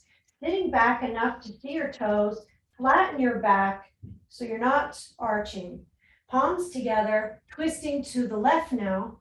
Right elbow to the outside of the knee, press into the palms and twist. And release back to the floor. Drop the head, take a deep breath.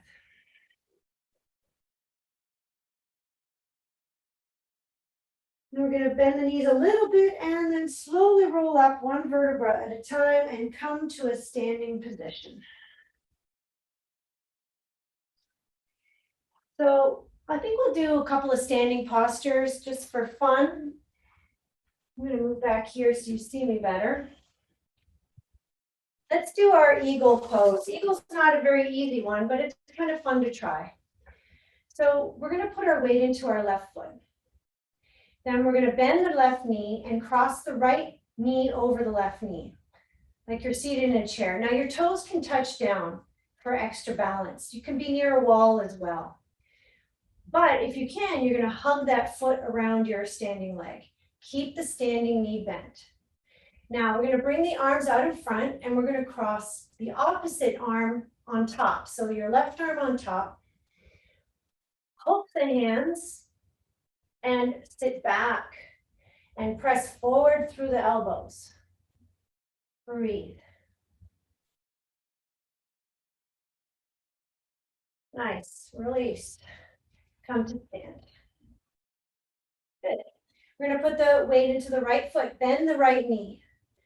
Cross the left knee over the right knee. You can put your foot on the floor for balance, at least to begin, and maybe even keep it there. And then if you're balanced, you can wrap your foot around the leg. Keep your eyes on a steady point. Or if you're looking at the screen, try just to soften your gait. Now you're going to cross your right elbow over your left. Press the elbows forward and sit back. Breathe.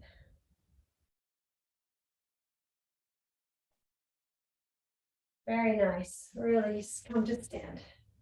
Just stand in mountain for a moment. Close the eyes. Find balance between the 2 feet so that you're gradually shifting less and less. Looking for stillness.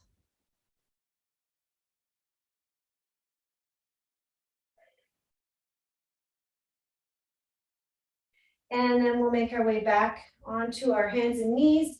We'll prepare for pigeon pose. So with pigeon, you can come in from various places, but in this case, we're going to start from table position. Bring the right knee toward the right wrist and the right foot toward the left wrist and slide the left leg back. Press into the hands and lift the chest. Now, if you're feeling there's a lot of space between you and the floor, you can always put a block under your right hip. And another thing to look out for here is that you're not leaning to one side or the other. Try to stay centered. Lift the chest, we'll take a few breaths.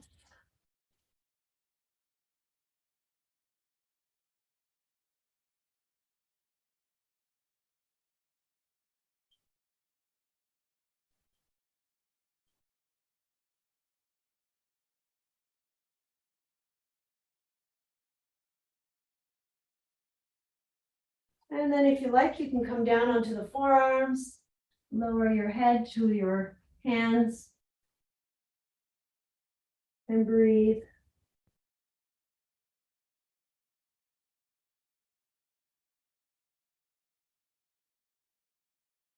Now, if this position is too much, you can always do this on your back by pulling the leg in the same way, knee toward the shoulder and shin across the body.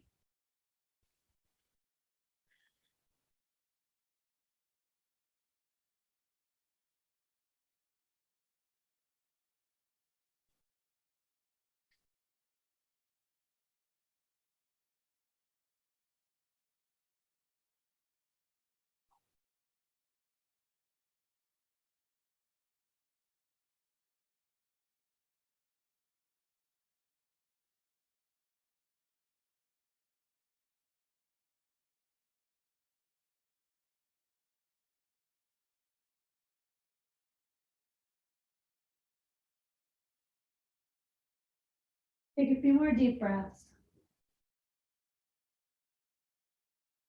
So this is where we're getting into the yin part of the practice. We did some therapeutic, we did some yang, now we're doing some yin.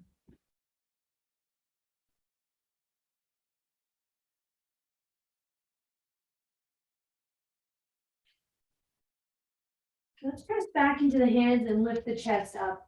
Now, one more option for you before we come out is to possibly bend the back knee and reach for the foot. This is, again, optional, and only if you're feeling like your knee can handle it, okay? Straps can be used here. You can also hold on to your pant leg if it's just a bit too far to reach for your foot.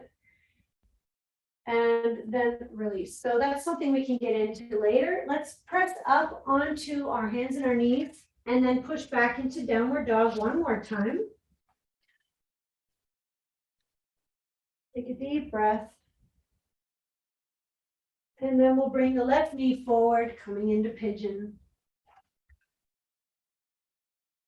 So you want your foot to come as close to the right wrist as your knee feels comfortable with. We'll start upright and make sure you're balanced so that you're not leaning on one side. If you're really far from the floor, put a block under your left hip.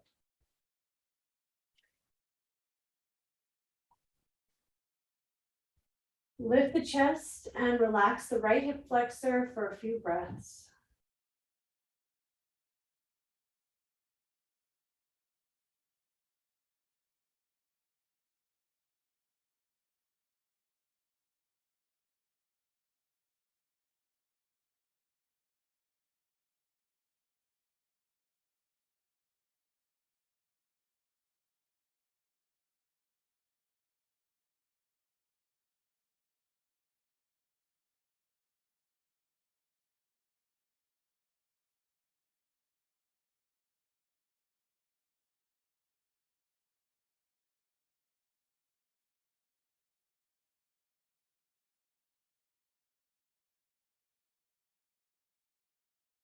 The head toward the floor. We'll stay here for about a minute and a half.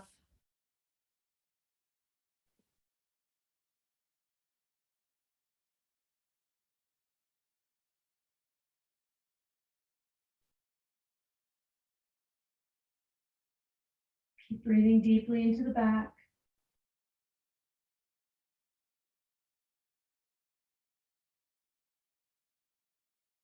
And by the way, if elbows on the floor feels like it's too far for you, you can always put a block underneath the forearms to elevate you a bit higher.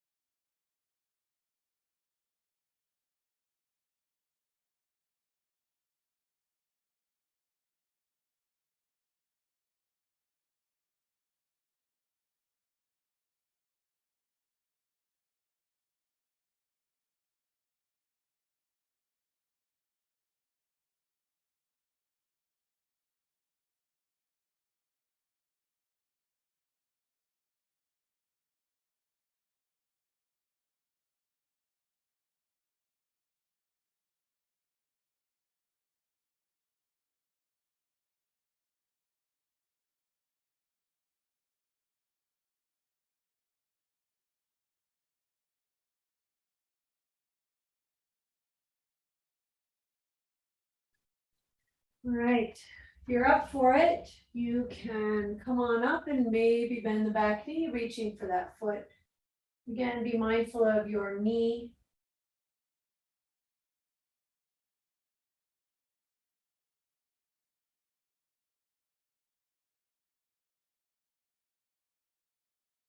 And release. All right, now we get to swing over to the left side of our hip and then pull the right leg around in front. You might want a pillow for the head. We're going to lay down on the back and hug the knees into the chest.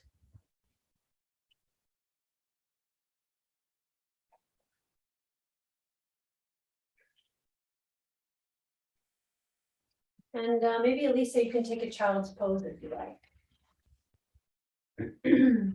Okay, knees into the chest. When you're ready, we're going to lower the legs down to the left side, opening up into a twist. And in your case, Elisa, you can, from child's pose, reach the arms to one side.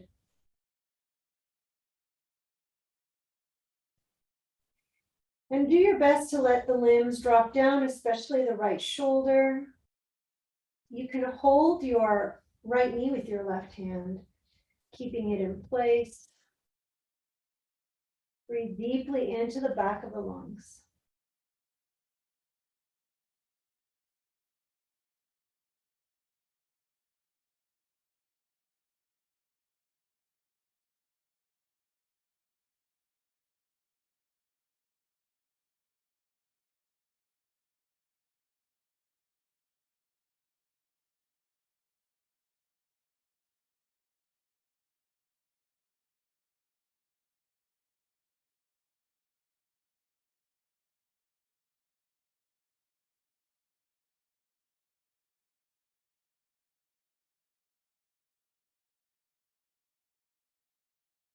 If you'd like to experience your twist a little bit more deeply, you can wrap the top leg around the bottom leg, like you're cross-legged in a chair, and then let the legs drop over even more.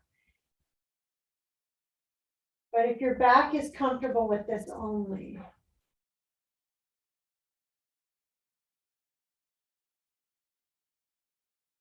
Take a few more deep breaths, filling the back of the lungs.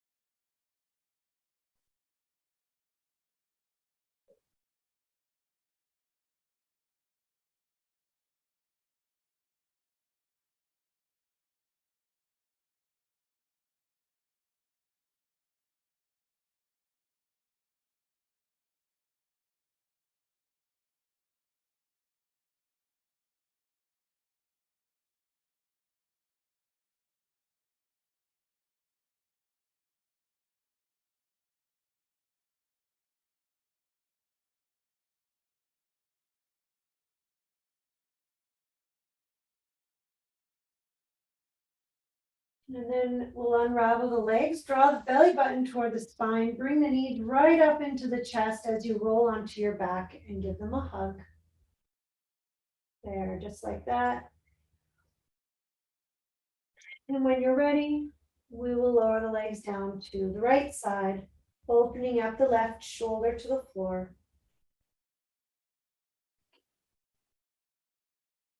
Breathing deeply into the back of the lungs.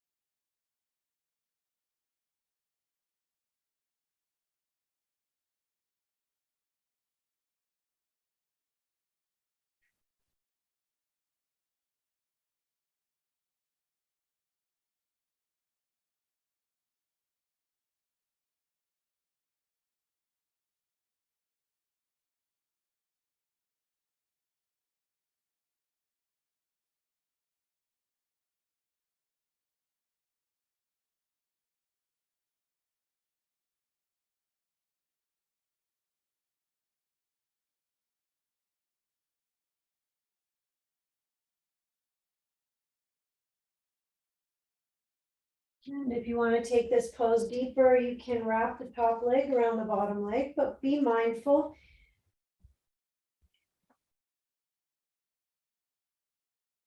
Don't want to overstretch the back.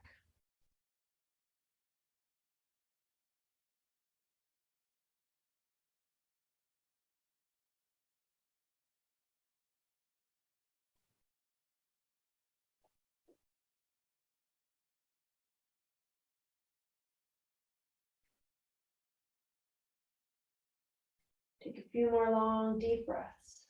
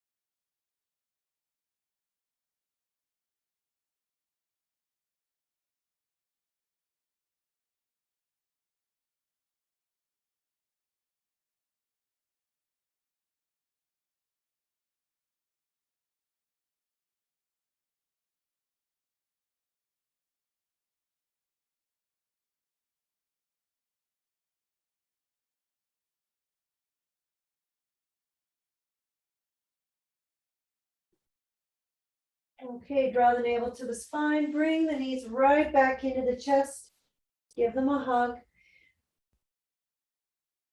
So we're coming into a final relaxation. You can come right into Shavasana, or you can put a block under your pelvis, placing the feet down on the floor, lifting the pelvis. And so this is an option, Shavasana, or even just flat on the back with the knees bent and dropped in toward each other. So whatever feels best for you at this time.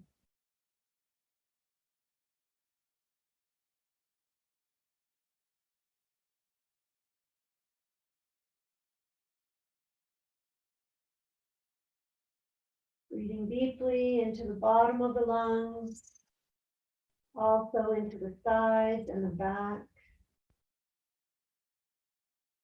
Keep the jaw relaxed.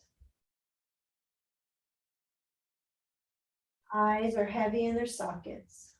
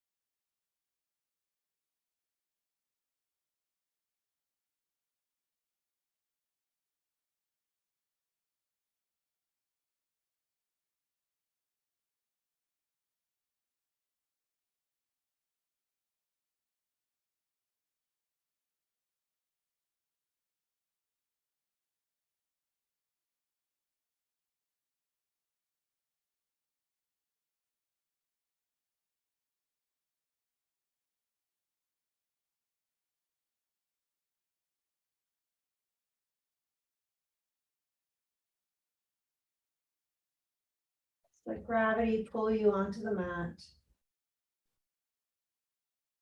Letting go of tension in the shoulders and the hips, the hands and the feet.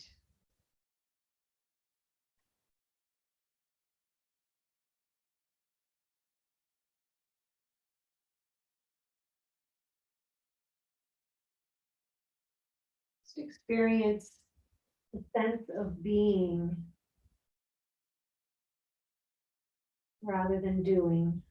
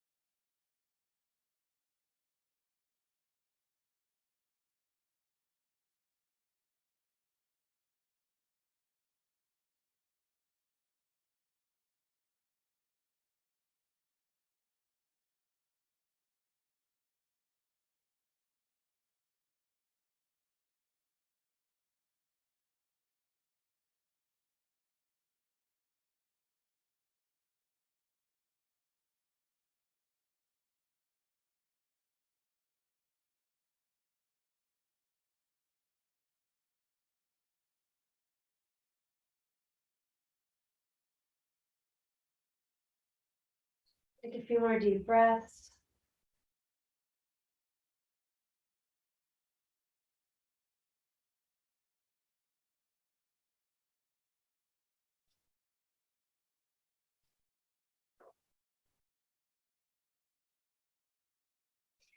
If you have the block underneath you, bring your knees to your chest, give them a hug. And if you're on your back, you can do the same, bring your knees in. And then we'll push the block out from underneath us.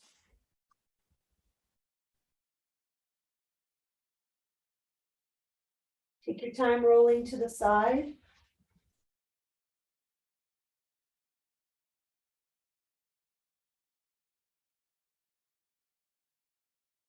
And then slowly push yourself up, rounding your back, coming into a comfortable seated position.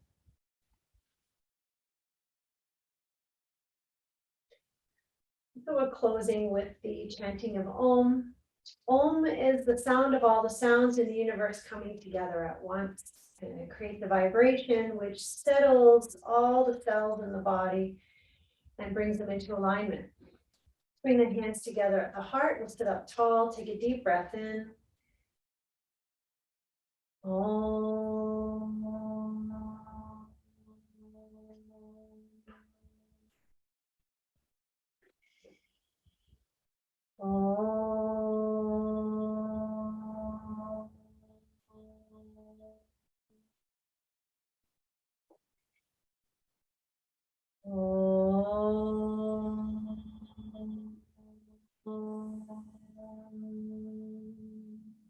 Shanti, Shanti, Shanti.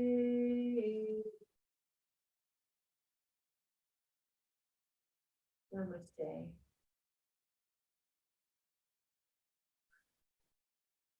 Thanks for joining me today. If you have any further questions at any time, please feel free to email me.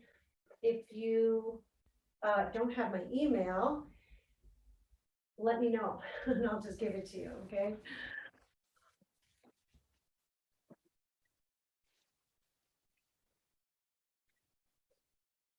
So, you stuck it all the way out, Elisa. Good for you.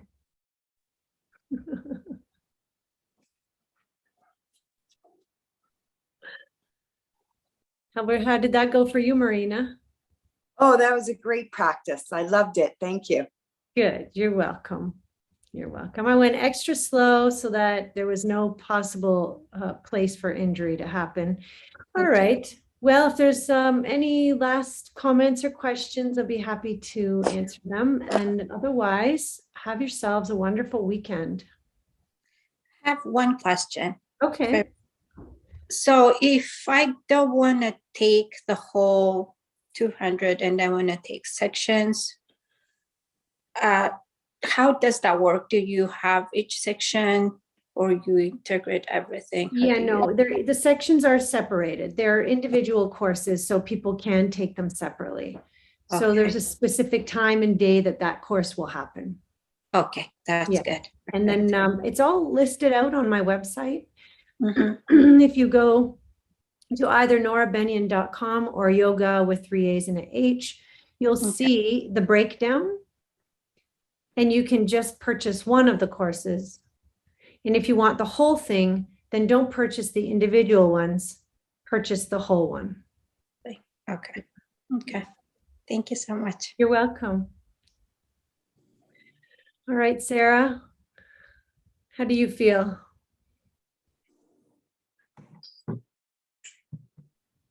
That was lovely. I was a little bit stiffer than I anticipated today, but yeah, I really like the concept of everything and how you rolled it all together. And it was nice. I loved the pace. I've been really enjoying kind of the slow embodiment. So that was good. Good to hear. Well, I'm really glad you were able to join today. And you're welcome to join any of my classes that are running online, but I'll need I think I have your email. If you want, I can send you the links and then you can experience a few more along the way. Okay, I'll do that. I'll send it to Annie as well. Thank you. Yeah, you're welcome. Thanks, everybody. Thank you. You're welcome. Thank you, everyone. Bye. Namaste. Thank you so much. A wonderful weekend. Thank you. You too.